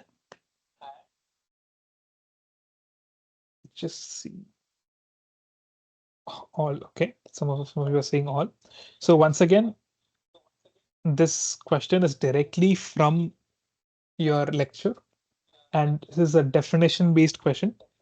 So cybersecurity affects individuals, organizations, society, and the government. So the reason you can basically say the reason why government is the right answer is organization covers institutions. Organization could cover a department as well, and organization covers firms as well. Right. So the only thing that's left out is government. So that it's government, right? Does that make sense? So all these things are organizations of some sort. So it's already been given here. Right. So that's, yeah, right. Abhirami, you're right. Correct. Good. Okay. So question number 5. How much time do we have left? Okay, 43, 50 minutes. So once again, this question, probably I thought I'll explain all of these attacks today, but we don't have time to explain all these attacks today. But do not worry, we'll talk about all these attacks in the subsequent coming weeks. But I'll give you in a nutshell what happens. We spoke about phishing attack, correct? So you must understand what phishing attack means, at least if not in the details. You must understand what happens. Somebody clicks on a link and the link opens something, and then you enter your details there, and the details are caught by the attacker. This is what is phishing attack. And next is denial of service attack. Right? You would have heard about distributed denial of service attack. This is denial of service attack. This is a smaller instance of distributed denial of service attack. So what essentially this means is we'll talk about this in detail later. So do not worry if you don't understand what I'm going to say right now. But essentially what this means is you have a computer that is giving some service. Now let us say Flipkart or Amazon. So this Amazon website is hosted on a server, and this server is basically serving the users. Who are the users? We are the users. Now imagine if somebody blocks the server from giving you what you ask. Basically, if you say, I want to look for shoes today, and you're typing into Amazon or Flipkart saying, show me all the shoes, but it does not give you your required shoes. It says can't find page. That means your service has been denied.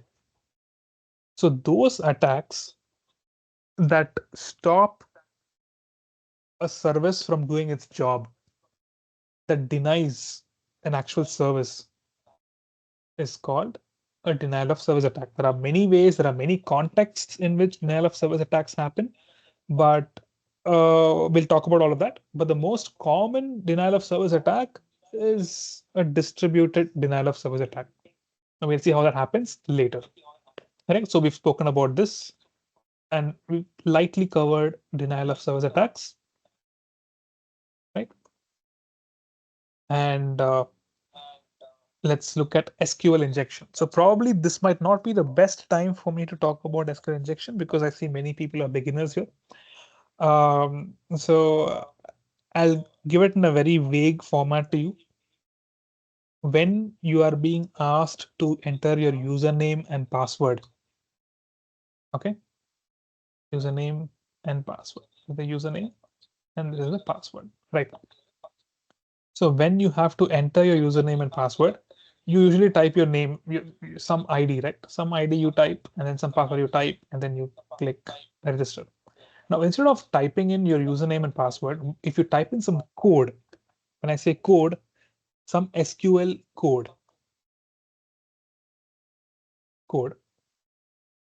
and then you click login, and somehow you're able to bypass the login page.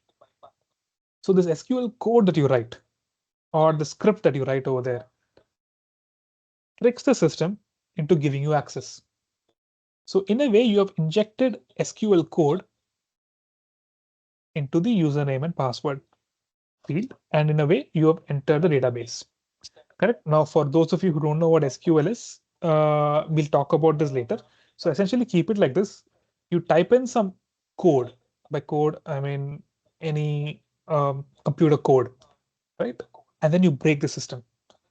Basically, by injecting some computer code, you are breaking the system. And what code is it? That is SQL code or SQL queries, you can say. So that is what SQL injection is.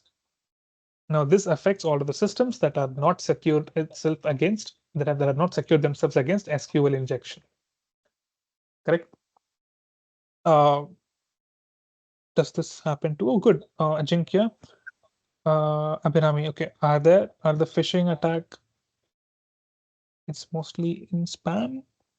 Oh yeah. So Abhinami, organizations like Google, Gmail, they have some preliminary scanners, right? So these scanners take note of mails that are sent in bulk, and they scan it. And now, especially on the onset of AI, they can get the context of that mail and they can classify it as spam. So automatically it goes to your spam folder. But this is not a very what do you call deterministic way of doing it. Sometimes your actual good mails go into spam. Has that happened to you? That has happened to me a lot. Sometimes spam mails get through. Simple. If I am sending a mail to you, Abhirami, saying that you won something, click on the link. Will this go to your spam? No, right? So it's mostly in spam, but you can always do targeted phishing attack. And this targeted phishing is called spear phishing. SPEAR PHISHING. Anyway, let's talk about all this later. I don't want to put too many jargons here. And regarding Ajinkya, so you said, does this happen to non-sanitized systems only? So which means you have introduction to SQL injection. So you're right. So we cannot go into details of it right now. It might confuse other people. So you're right. So if someone does not sanitize the inputs to the web forms, then SQL injection is possible. If you sanitize the queries, if you sanitize the input, then obviously the code won't run in the backend and you won't break into it. So yes, you're right. It happens only to non-sanitized systems. So what do you call systems that are sanitized? And those are the systems that are secure against SQL injection. As simple as that. Okay. So that is SQL injection, a little bit about SQL injection. So a man in the middle attack. So this is self-explanatory. So this is Alice, this is Bob. These are two people, okay? And they are sending messages to each other. Okay, so this is Trudy. Now this is a bad person who's very curious about what are these people sending to each other. So what they do, they go and sit in the middle and they read everybody and they read all the messages that go this side and they read all the messages that go this side. So one thing is they can understand what is going on, what they're talking about. They get information.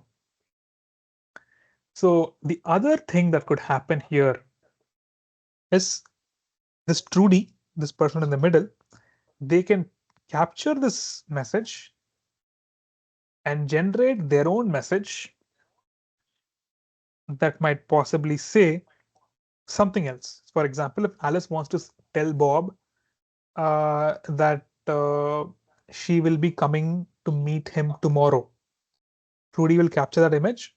Sorry, Trudy will capture that message and generate her own image, her own message that might say, Bob, I will meet you next week.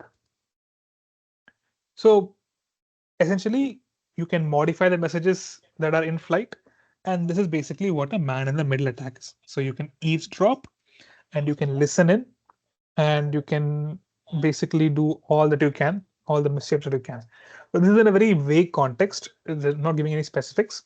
So in this way, man-in-the-middle attack, you can capture the initial handshakes. You can capture, by saying I say handshakes, I mean the cipher suit that is being used, and you can probably capture all these secret handshake messages that happen in the beginning of establishing any connection. So that's for later. Uh, okay, man-in-the-middle attack. Messenger is. Oh yeah, Ajinkya, you're right. So basically, nowadays encryption is done in such a way that you have good key exchange philosophies like Diffie-Hellman. But I think we're going into too much details. But yeah, you're right. But in some cases, TLS can man-in-the-middle attack. Good question. Can encryption do away with MIM attack? I think there are some research that has gone on where if you capture the initial handshake, right? Probably, I think you have some ways of guessing what the message is, but again, it's mostly secure. But I'll answer that question when we come to that. Okay, I also need some more details about it. So we'll answer that question when we come to that. Um, could attackers damage the business operations other than encrypt the data? Um, I could not understand that question. Um, could the attacker damage the business operations other than encrypting data? Okay, I get it now. So if a business operation does not encrypt their data, can the attacker affect the organization? Is that what you're asking? I think. Yes, of course. But nowadays encryption is everywhere. So anything that you do on the internet is encrypted almost, unless until you visit a website that says HTTP.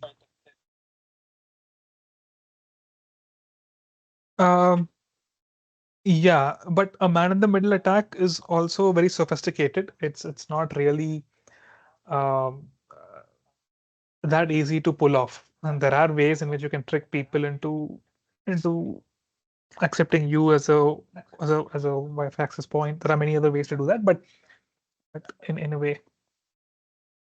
So how sophisticated? So how will you? I'll ask a question back to you. Uh, how will you intercept the communication between you and your friend who are sitting in two different rooms but using a chat, Google Chat? How will you do it? Think about it. Then you'll understand why it is sophisticated. It's not easy to just like that sit in the middle.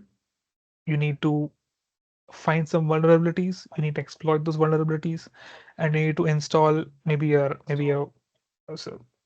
rat or any of these your own custom payload where we uh, can have visibility over what's happening. And anyway, it's mostly encrypted data, so it's you need to capture the initial handshake to be able to decipher it. Anyway, when we look at Wireshark and all, we'll talk about this, right? Okay, so now these are all legitimate attacks, correct? But importing data is not an attack. So the answer is this. It is not an attack at all. So the answer to this is E. Okay. So I think we're running short of time. So let's just question number 6. Restricting unauthorized access and misuse of physical assets help in achieving physical security of an organization. So is it true or false? Uh, I'll answer that question later. Okay. So yeah, so the answer to this question is true. Why is it true? Because if a person is not given physical uh, access, so basically physical access is one layer of security, as we saw, right, in the thing. So the moment you restrict unauthorized access, right, so you tend to achieve some level of security, and that's why this is pretty much a true answer. It doesn't matter what you put here in this space, it is pretty much true. Right. So let's move on. So again, this question is from a definition. It's an all-encompassing definition that was discussed in the class. So the answer here is A. And users' cyber assets. Okay. So this is a fill in the blank. And the answer here is A. This is directly from the class. So there is nothing much to discuss on this question. So I believe that's fine.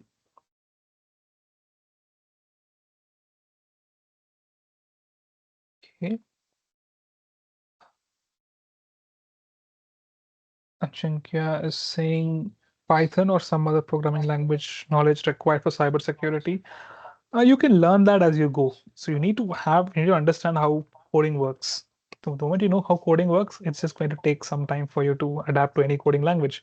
But that being said, Python is definitely a faster language. You can prototype easier. You can get things done faster in Python. So you can, yeah, it definitely will help. And in case of ransom attack, if shutdown or remove the system from the network may be prevented. Yes, of course. The end all and be all of protection, right? Let me tell you this, Deepak Kumar. So the only sure way to defend against attacks, is what? It is to completely shut down that system. The moment you switch on something, it definitely will have holes. It will have vulnerabilities, and you can find out some zero-day attack that's going to cause that system to be breached. Okay, symmetric and asymmetric encryption. We'll talk about this in the next class, right? So I can tell you in a nutshell, but I'll talk about it right after I finish these questions. Okay. So question seven is simple. The answer is A. This is coming directly from the definition that is discussed in the class. Okay.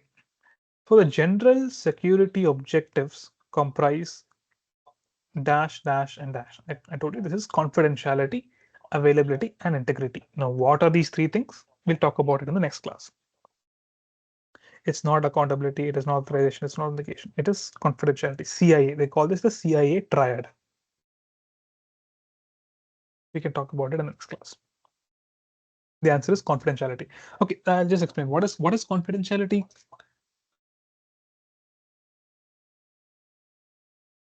I believe it is self-explanatory. So availability, Confidentiality access. Yes, sure. Please go ahead. So confidentiality means access to someone who is authorized to have access. So means access on need to know basis. So the person who is authorized. So for example, this session have access only to the user, the participants who wanted to go through that session. Right, exactly. Good. So in a way, I think he's covered it. So confidentiality is the information is confidential. I mean, only that person should be able to see that message to whom it was intended for. Correct. That's pretty much what confidentiality is. But we'll talk about this in elaborate detail in the next class. And availability. Availability is when a system is there and it needs to be available to service users. If it is not there, if it is taken off of the network, then it's not going to work out, right? It means your organization is going down. If one day Flipkart goes down, then that means they're going to lose revenue, which means availability is down. Right? Integrity is a slightly more nuanced concept. We'll talk about integrity later. I don't want to confuse it right now. Okay. So next, network security involves protection of items, objects, or facilities. They're talking about items, objects, or facilities. So it does not talk about protection of items. See, this is network security. This is a virtual world. This is a cyber world, right? And objects, no. Is it going to uh, protect your bottle? Absolutely not. Physical security protects your bottle. Nobody can steal your bottle. And facilities. This is also a no. So the answer is false. But in a way, you can link these things in the context of network devices. But let's not do that. So think about it from a high level. The first week is at a very high level. So do not bring your advanced understanding of it and confuse the answers. So the answer to this is false. It does not involve the protection of items or objects. It does not involve the protection of your bottles or your your utensils or whatever. Right. So this, I think we've answered all the questions. Now I'll just scroll through the. Yeah, again, Deepak, I understand where you're.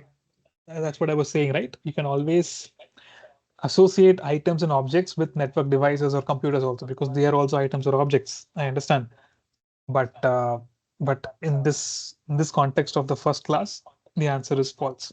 Okay. Right. Okay. Symmetric encryption. Okay, somebody asked a question about encryption, right?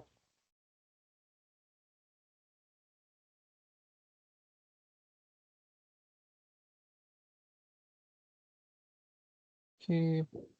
Yeah, so right now it's over. The class is over. It's not a class exactly. This is just a discussion forum. So again, I'm letting you know you're free to leave at any point of time. You'll always have the recording of this on YouTube. It'll be shared to you, I think, by Monday or Tuesday, I think, by the organizers. And yeah, you can ask me any questions that you have, any further clarification that you want. And for those people who wanted some explanation in their local language, in the Tamil or whatever it is, you can ask me. I can explain in that aspect. So the official class is over or the meeting is over. You can leave. People who are don't have any more questions. Harish, Yep. Thank you. Yeah. Yeah, Harish, actually, I have a question. Not sure. subjects wise, but yeah, actually, first of all, my sincere apologies for being delayed for that. Yeah, sure.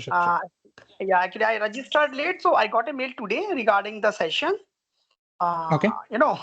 But yet the thing is, I got an email that it is mentioned there. It is the link for the session 2, right? So today, approx 3:40, I got a mail. So this is the session 2 link along with the assignment. Along with the assignment. Along with the assignment 2, right? So assignment is talking about some questions. So first of all, if it is the assignment number 2, so from where I will get the assignment number 1?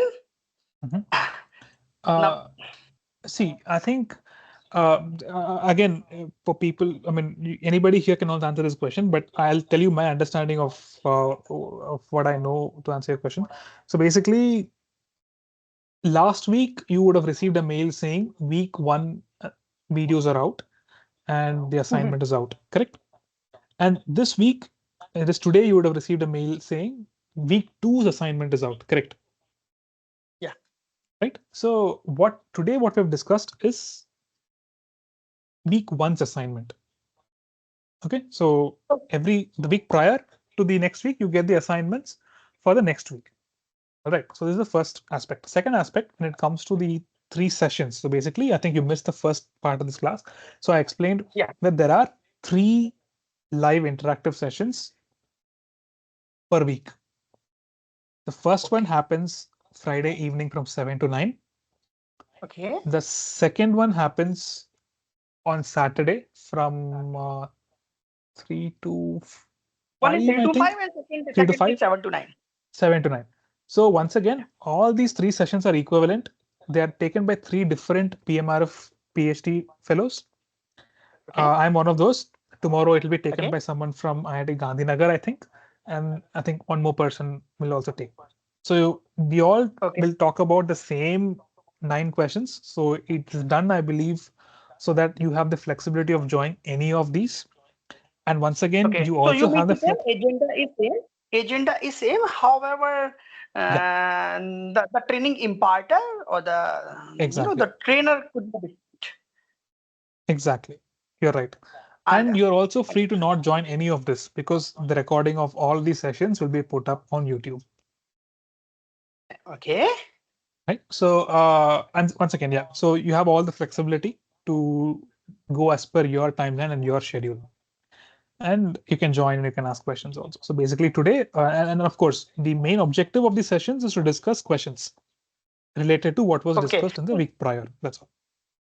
Understood. So correct me if I'm wrong, Harish. Today was the session 2, and the questions that we have discussed that was related to the session number 1 that already has been done. Week 1, yeah, week 1.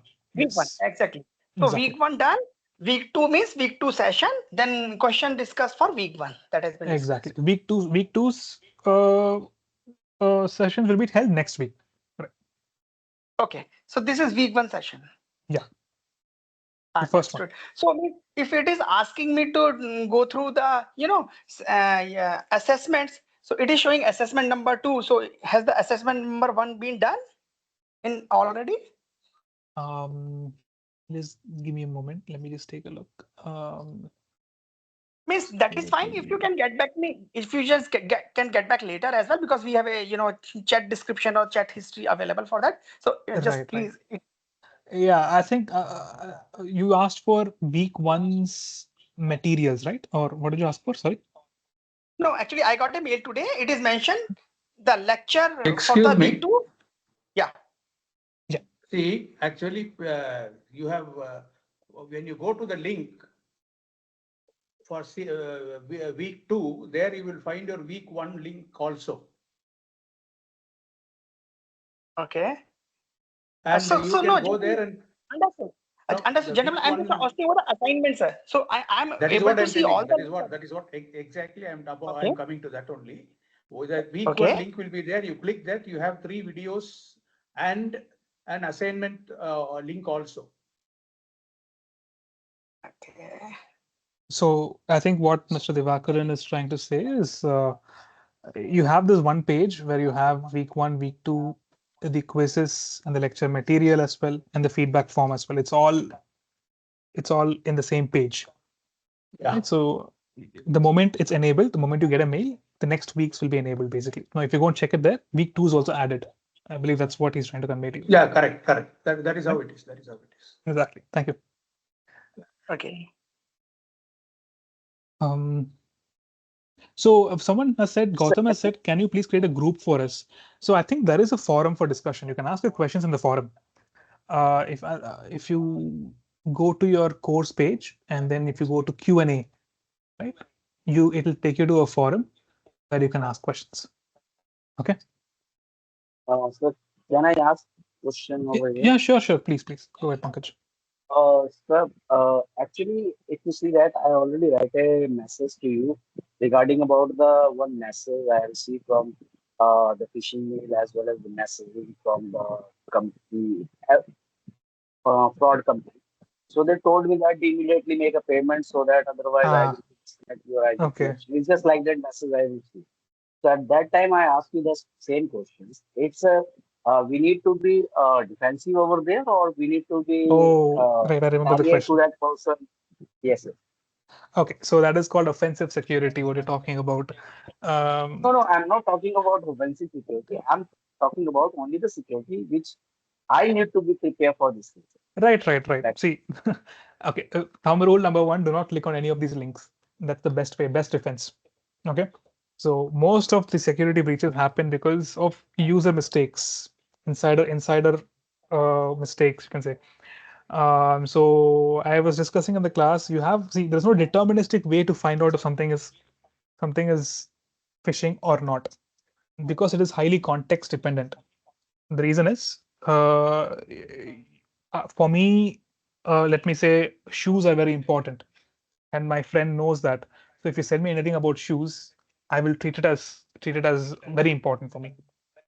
The same thing would be important to somebody else. So you cannot bring all of this into the same bracket and then say what is the best way to defend against all of this. Once again, it's basically, as you said, you received a mail from someone saying make this payment here so that you can do it. And nowadays, something even more is also happening. You get messages that say your customs duty. You mean you have dues in your customs duty, or you're trying to import some illegal stuff. So pay me this much money to escape from it, or something like that. Somebody impersonates police officers and say pay this much money in this portal. So many such such social engineering or targeted attacks are happening. But once again, defending against it is completely, is being very, very uh, attentive to detail there. And we'll talk about this probably in detail. There are some indicators like the way the URL looks. For example, sbibank.com or online sbi.sbi. So you have to go to the correct link. So you have to ensure again, go to Google, check which is the official link, and then go. So all of these things are there. But yeah, in a vague way, I think I've tried to answer your question. Could I, or we have some more discussion as well? Thank you so much. Yeah, sure.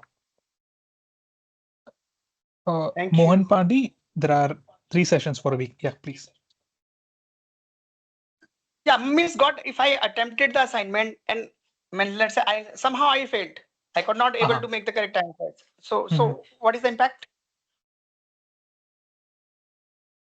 Good question. I actually don't know the answer of that. Somebody here in the message had mentioned that you need to score minimum of 30 or 40 percentage to get the certificate. But once again, it's better if you ask this question to the NPTEL admins. You have the help mail, right? So I think you can send a mail on that. And if anybody else knows the answer to this question, please you can answer.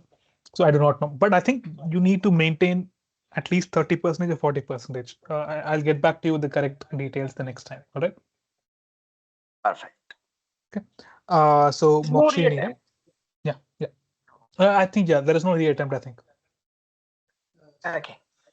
But once again, Can I this have is an answer? yeah. Please, please go ahead. Tanu, like I saw Yeah. a message which mentioned that a person can answer as any number of times before the Oh, is it? given deadline. Okay, Yeah, I then received it in a mail. okay. Correct me if I'm wrong. I saw No, that I message in please a don't quote me on this. I do not know because I've just been told to talk about the material, so I do not know how this whole exam is administered. I don't have the experience yet. So it's better to get it clarified. Again, Shobit, better to get it clarified from the official helpline of NPTEL, right? Okay, Sure. So definitely I will, because still I'm not able to Excuse me. find the first Yeah, session. I think Mr. I will Divakar is get the trying to help. say something. Yeah. Maybe Mr. Divakar knows the answer No, to one this. second. Please, if you know, yeah. Now, see here, what exactly regarding assignment, what they expect is that they are given a cutoff date for submitting the assignment. 7th of August. This first assignment should be submitted before 7th of August. Okay. Before 7th of August, in this assignment, any number of times you can try the permutation combinations. Once you submit, it doesn't mean that you cannot resubmit it. Again, you can go and you can try and you can submit it again. That is what they have given. After 7-8, nothing can be done. Up to 7-8, you can play with that options. Yes, sir. That's what I said. Yeah, and Okay. At the end of the assignment. It's mentioned at the end of the assignment. Or end of all the questions. Right. Thank you, Mr. Divakaran. I mean, that was very helpful. So basically, it's like till the cutoff date, you can change the answers, but once the cutoff date is over, your answers are fixed and you'll be graded accordingly. Right. So I think that's what the conclusion is. Great. Thanks. So Divakar, what is the last date for the assignment one? It is 7th August. Okay, so means I got that, but it is for week 2 assignment, so that's why I was confused, sir. So it is for 7th of August, but it is mentioned week 2. I cannot share my screen yet because I don't have the right for sharing my screen, but I got an email. If you allow me your email ID, if you text me, I will just forward the mail that I have received. Yeah. See, even in this particular link, if you see, the thing is, any link you go there, you will have the what do you call links for the week 1, week 2. Everything is available. Where you go and get connected when you click that link. When you click that link for the second session. Understood. Means I have the credentials for NPTEL. So after making payment, if it give me all the links available from all the sections, but somehow I was not able to relocate the link for the session 1. Could be week 1, week 2. I have a little bit confused. So it will be helpful. Did you get the link for session 2? Yeah, I got it today. No, you go to that session. There only you will find it. That's what I am telling you. Okay, so I clicked on for that each session there is no. There is no I link clicked for on that each and my session. There is no session separate link. examination started actually. So that's why I just exited from there. Yeah, no. Yeah, there only it is there. Okay. Okay. Let me try it again actually. But Yeah, please. if not, I will just ping you, separately. I think we are, we're consuming other people's time as well. Yeah. But thank you so much, No. Prabhakar, for help. Okay. Honestly. Thanks, Harish. It was a nice Yeah, session. sure. Thank you. Thank you, Harish. Thank you so much. Right. Thank you, sir. Thank you for clarifying these things.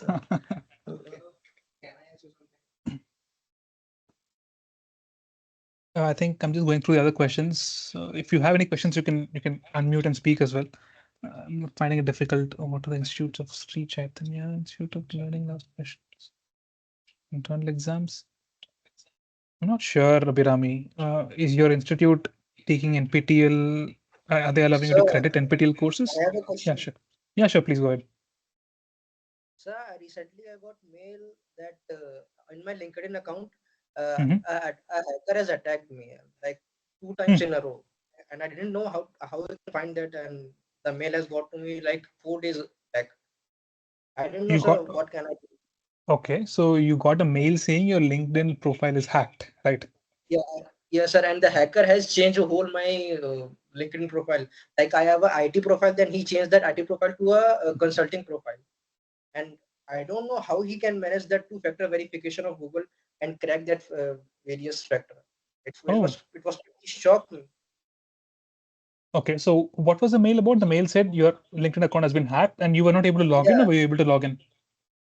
I am able to log in, but it's saying the profile has been changed, and I have the IP address, the guy who has hacked me, and Mhm. also the location where he was hacking. The person was from Toronto, and the second person was from like some Brazil and other.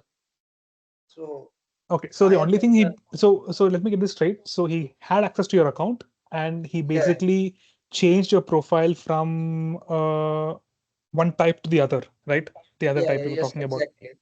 And he Yes, actually could exactly. do this. Okay, this is interesting. I wonder how he got in. And you have enabled two-factor authentication as well, right?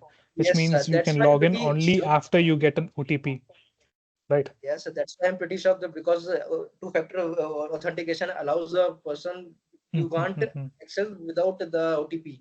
And he Okay. access and change my entire profile with the IT to and a consulting field. That's why shocked. And I don't know how can configure a person configure thing from. I know hackers can do that, but a Google's two-factor verification quite difficult for someone. Mhm. So this two-factor authentication comes to you on your Gmail, right? Yeah, yes, exactly, sir. Okay. And what did he want from you? Did he ask you for some money, or was it just No, letting you nothing, know? sir, nothing, sir. Nothing. He didn't ask me Interesting. about money. I think he Interesting. just pranking me or just is playing with the stuffs. This is very interesting because I wonder how either I believe two things could have happened. Either he found an exploit where he could change people's profiles without logging in. So that must be maybe an SQL injection type attack on LinkedIn itself, probably. But that's very The same difficult. thing is already it's the same thing is happened with me with my account with the Outlook basically. I was Mhm. in it initially. I have opened my account on the Outlook, and Mhm. but within a few days, I just found that the someone others from the USA, California, New York, they already opened my account and they access it. But Mhm. with my initial account, so I did not give any permissions to any notification also for this particular account. So that's why Mhm. I just immediately opened my Outlook and then I just changed my location. I found that it's already located in the USA. So I have changed immediately the India location. After that, I did not get any kind of message So this or is any once again kind of on LinkedIn, message. right? Yes, same thing. I think it's happening with Uh-huh. the LinkedIn. Probably And this is sir, worth investigating into. after the first attack happened, I changed my profile and ID and everything. I even changed my email ID so that I can't see my previous ID, so he can hack again. I can change my entire profile. So like I have an email ID, then I make a new email ID, then create a Mhm. new LinkedIn account and restore all my data in a new LinkedIn account. Mhm. And still he chased So me, and he cracked that So two-factor I think verification. the only logical explanation that I can get right now is he has compromised your system, basically. Maybe there's a keylogger on your system. He's able to see what you're typing and all of that. So other than that, I wonder how he could have done this unless and until he has an exploit into LinkedIn itself. Probably this is worth investigating into. Maybe you can just send me a mail with the details of this, or maybe I'll search for what the recent state of the art on LinkedIn. Okay, Swapnil also had the same thing. Did Yes. One more LinkedIn have a thing. recent breach? But sir, LinkedIn didn't have any they didn't tell about any breaches in past many years. As I said, as I've heard, it was a first attack from LinkedIn, and they didn't even talk openly. And likewise, it was a pretty little damage for them. But yeah, but for myself and for the others, it was a good damage for my and others people who are in LinkedIn profile. So one Right, more this is thing has interesting. happened with my Facebook account. One day I got a notification that my Facebook account is in memorialized status. I just Okay. suddenly saw what happened with my account. I tried to be open it once again and again and again, but I'm unable to be getting the access of this. I just write a mail to Facebook, but Facebook again have not doing anything from their my side, from their own side. Because why I should want it? Because the number of connections I have, which I already lose with Yeah, I this understand. particular I thing, because understand I that don't have. people's accounts are precious and you have many connections that you might want to maintain. But I'm just wondering Sure. how this was carried out. I'm just wondering. That's why I said Mhm. that's also shocked me, because as if I know the two-factor No, verification of Google is pretty strong. yeah. I mean, so, but give me an answer. Did you get any multi-factor authentication mails when you did not even No, try to sir. log in? No, sir. I didn't even get a mail or any message from Google or any kind of stuff. If I get to know that, Not I will Google, LinkedIn, immediately. LinkedIn, right? Yes, sir. Immediately LinkedIn. Hmm. Yeah, I think this is worth investigating into. I think LinkedIn has not spoken about any such kind of Yes, sir. breaches And yet. sir, this is not a huge issue for them, because it's happened merely like 2 to 3% in a row, like in 100, and it will happen like 2 to 3%. So they are not taking as a huge issue.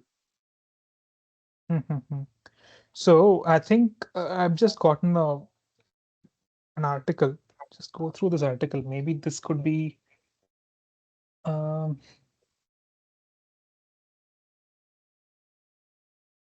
this is just what I found on a very small search. But is this what happened with you? I not. But yeah, this could be a possible way. I don't know. This is actually interesting. 17 Probably you accounts can only hacked send by. me a mail on.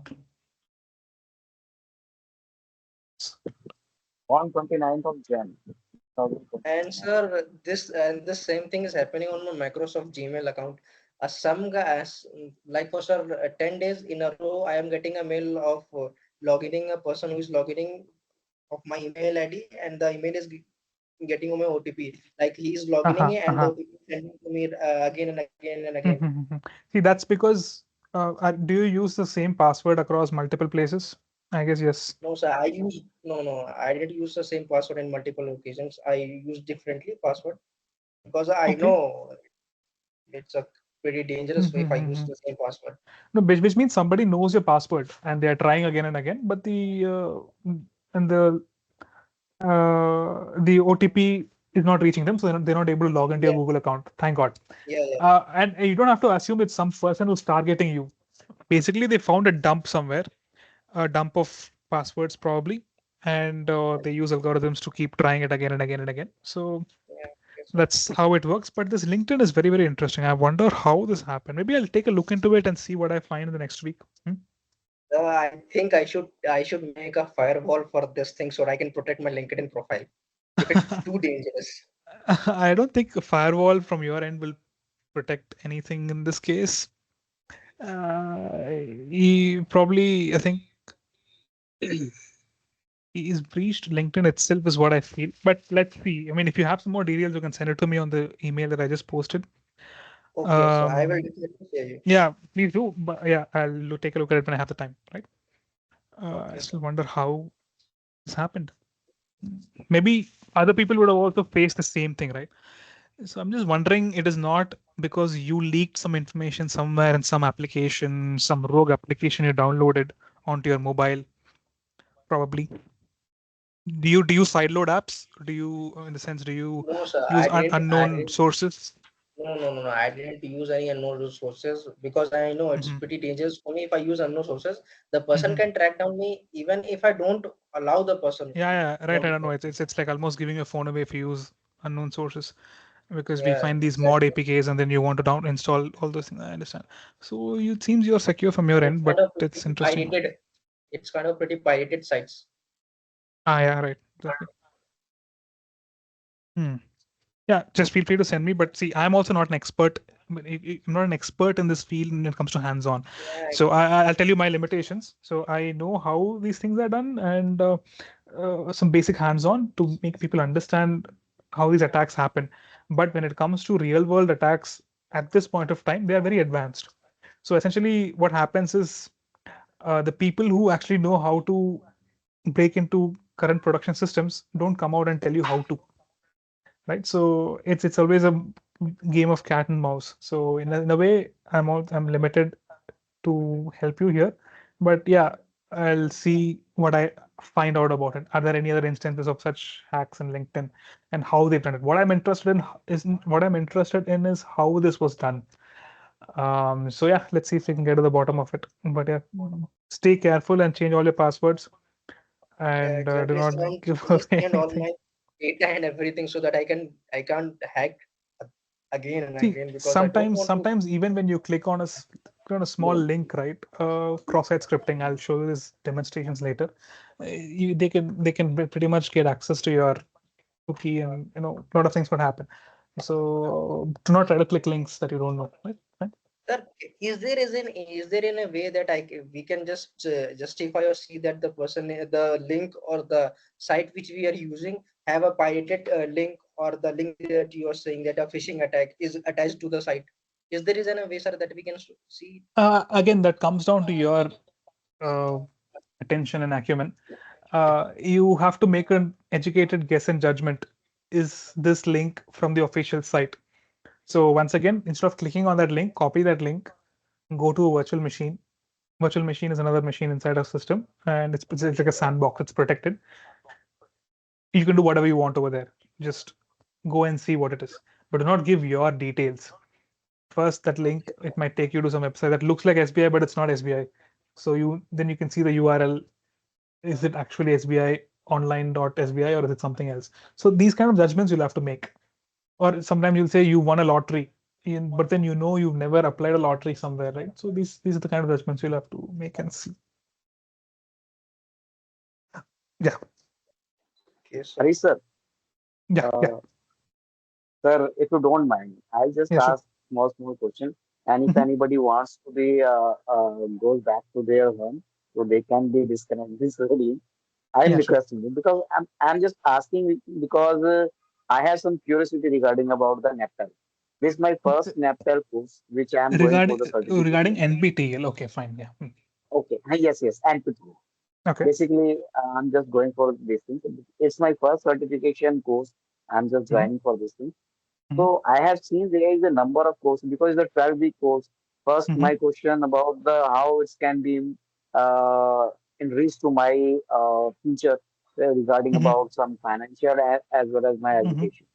Okay. Okay. Second Mm. question is when I'm just searching about the cyber security, there is a number of courses where I just found that some just like ethical hacking, apart from it, cybersecurity, privacy, and Mm. some another things which I'm hearing about it, the artificial intelligence in the future, Mhm. it will be connected with the cybersecurity. So Mm. how we Mm. can be correlate with all this together, and so that I can to update to myself because in the Mhm. cybersecurity, I just understand that the number every day you need to be learn something new.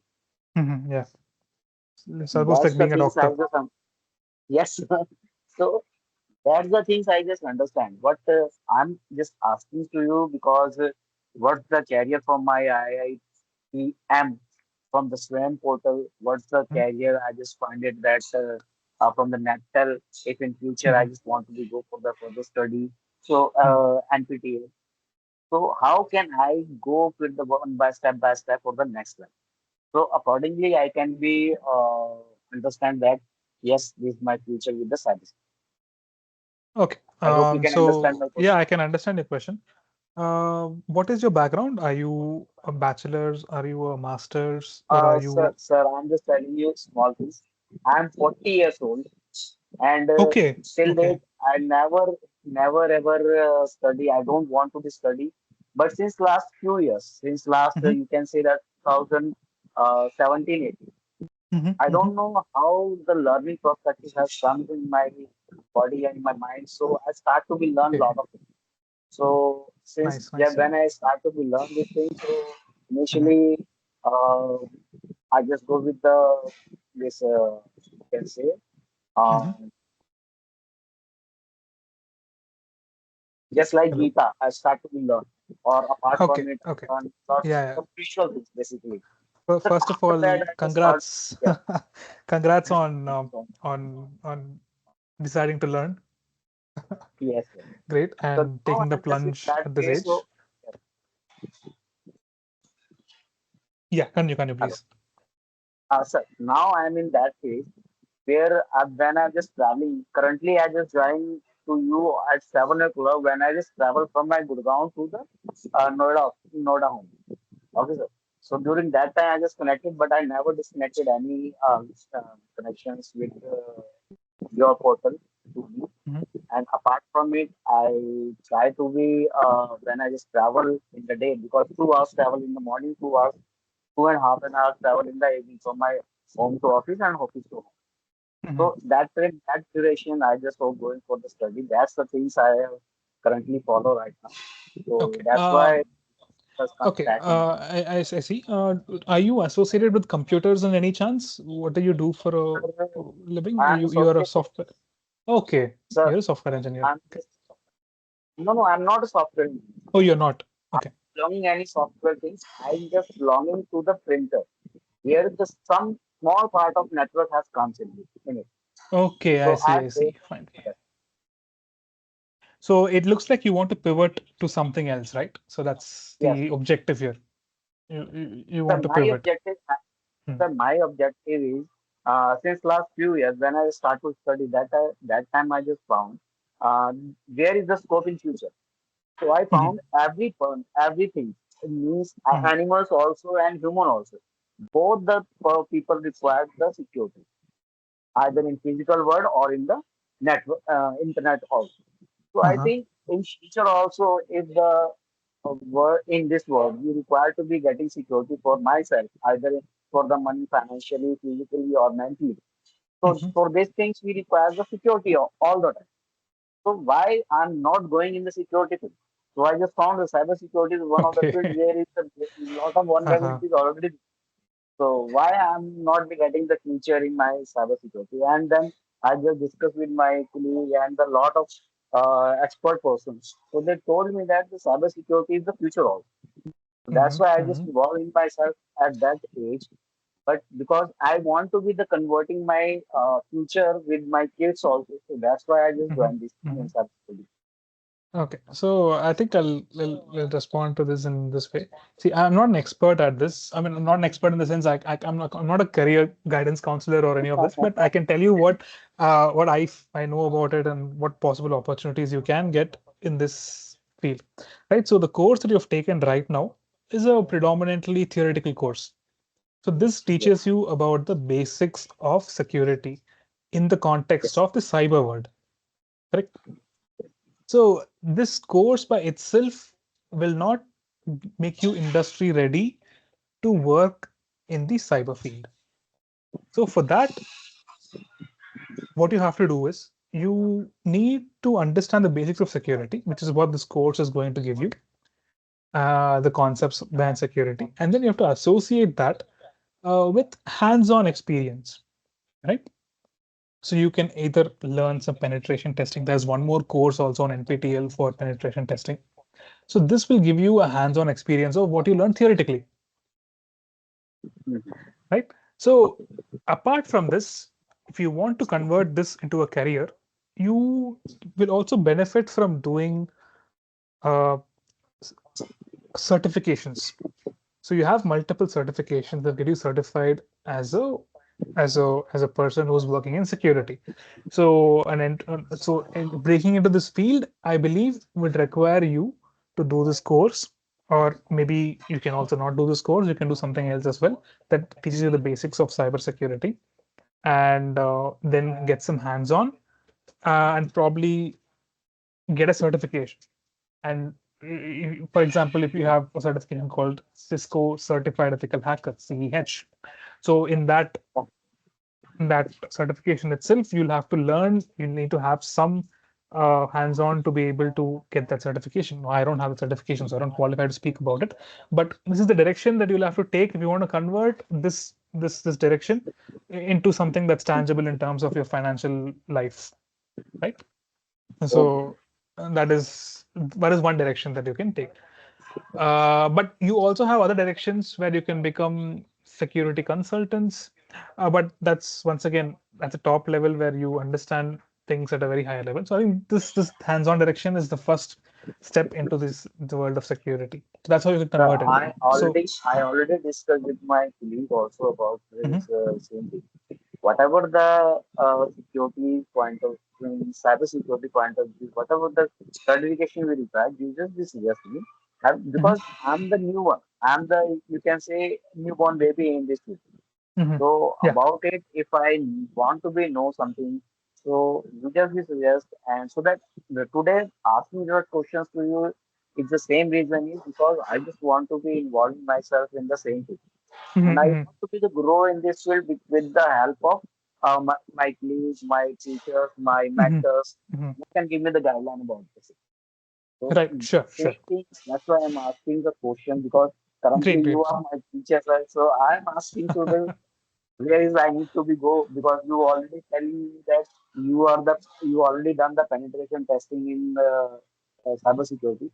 So I Uh-huh. don't have any idea about what the penetration testing is. Mhm, mhm, mhm, mhm. Yeah. So once again, I'm not an expert at it. And also I don't know if I qualify to give advice at this level also. But yeah, do not take my opinions as the end all and be all. Just verify if what I'm saying is correct also when you talk to other people. Right? All right. Of Right. course, sir. So I'll try to give you the best knowledge that I have, but it might not be right in certain contexts as well. So take the best from here and see if you can make a new life for yourself. Thank you so much. Thank you so much. Right? Sure. Okay. But yeah, the general direction is you learn basics of security and then you get some hands-on and you get a certification. That's it. Okay. Right? Then you get a job. Okay. Thank you so much. Sure. Right. I believe it's way past the due time. So let's close the session. Thanks for attending.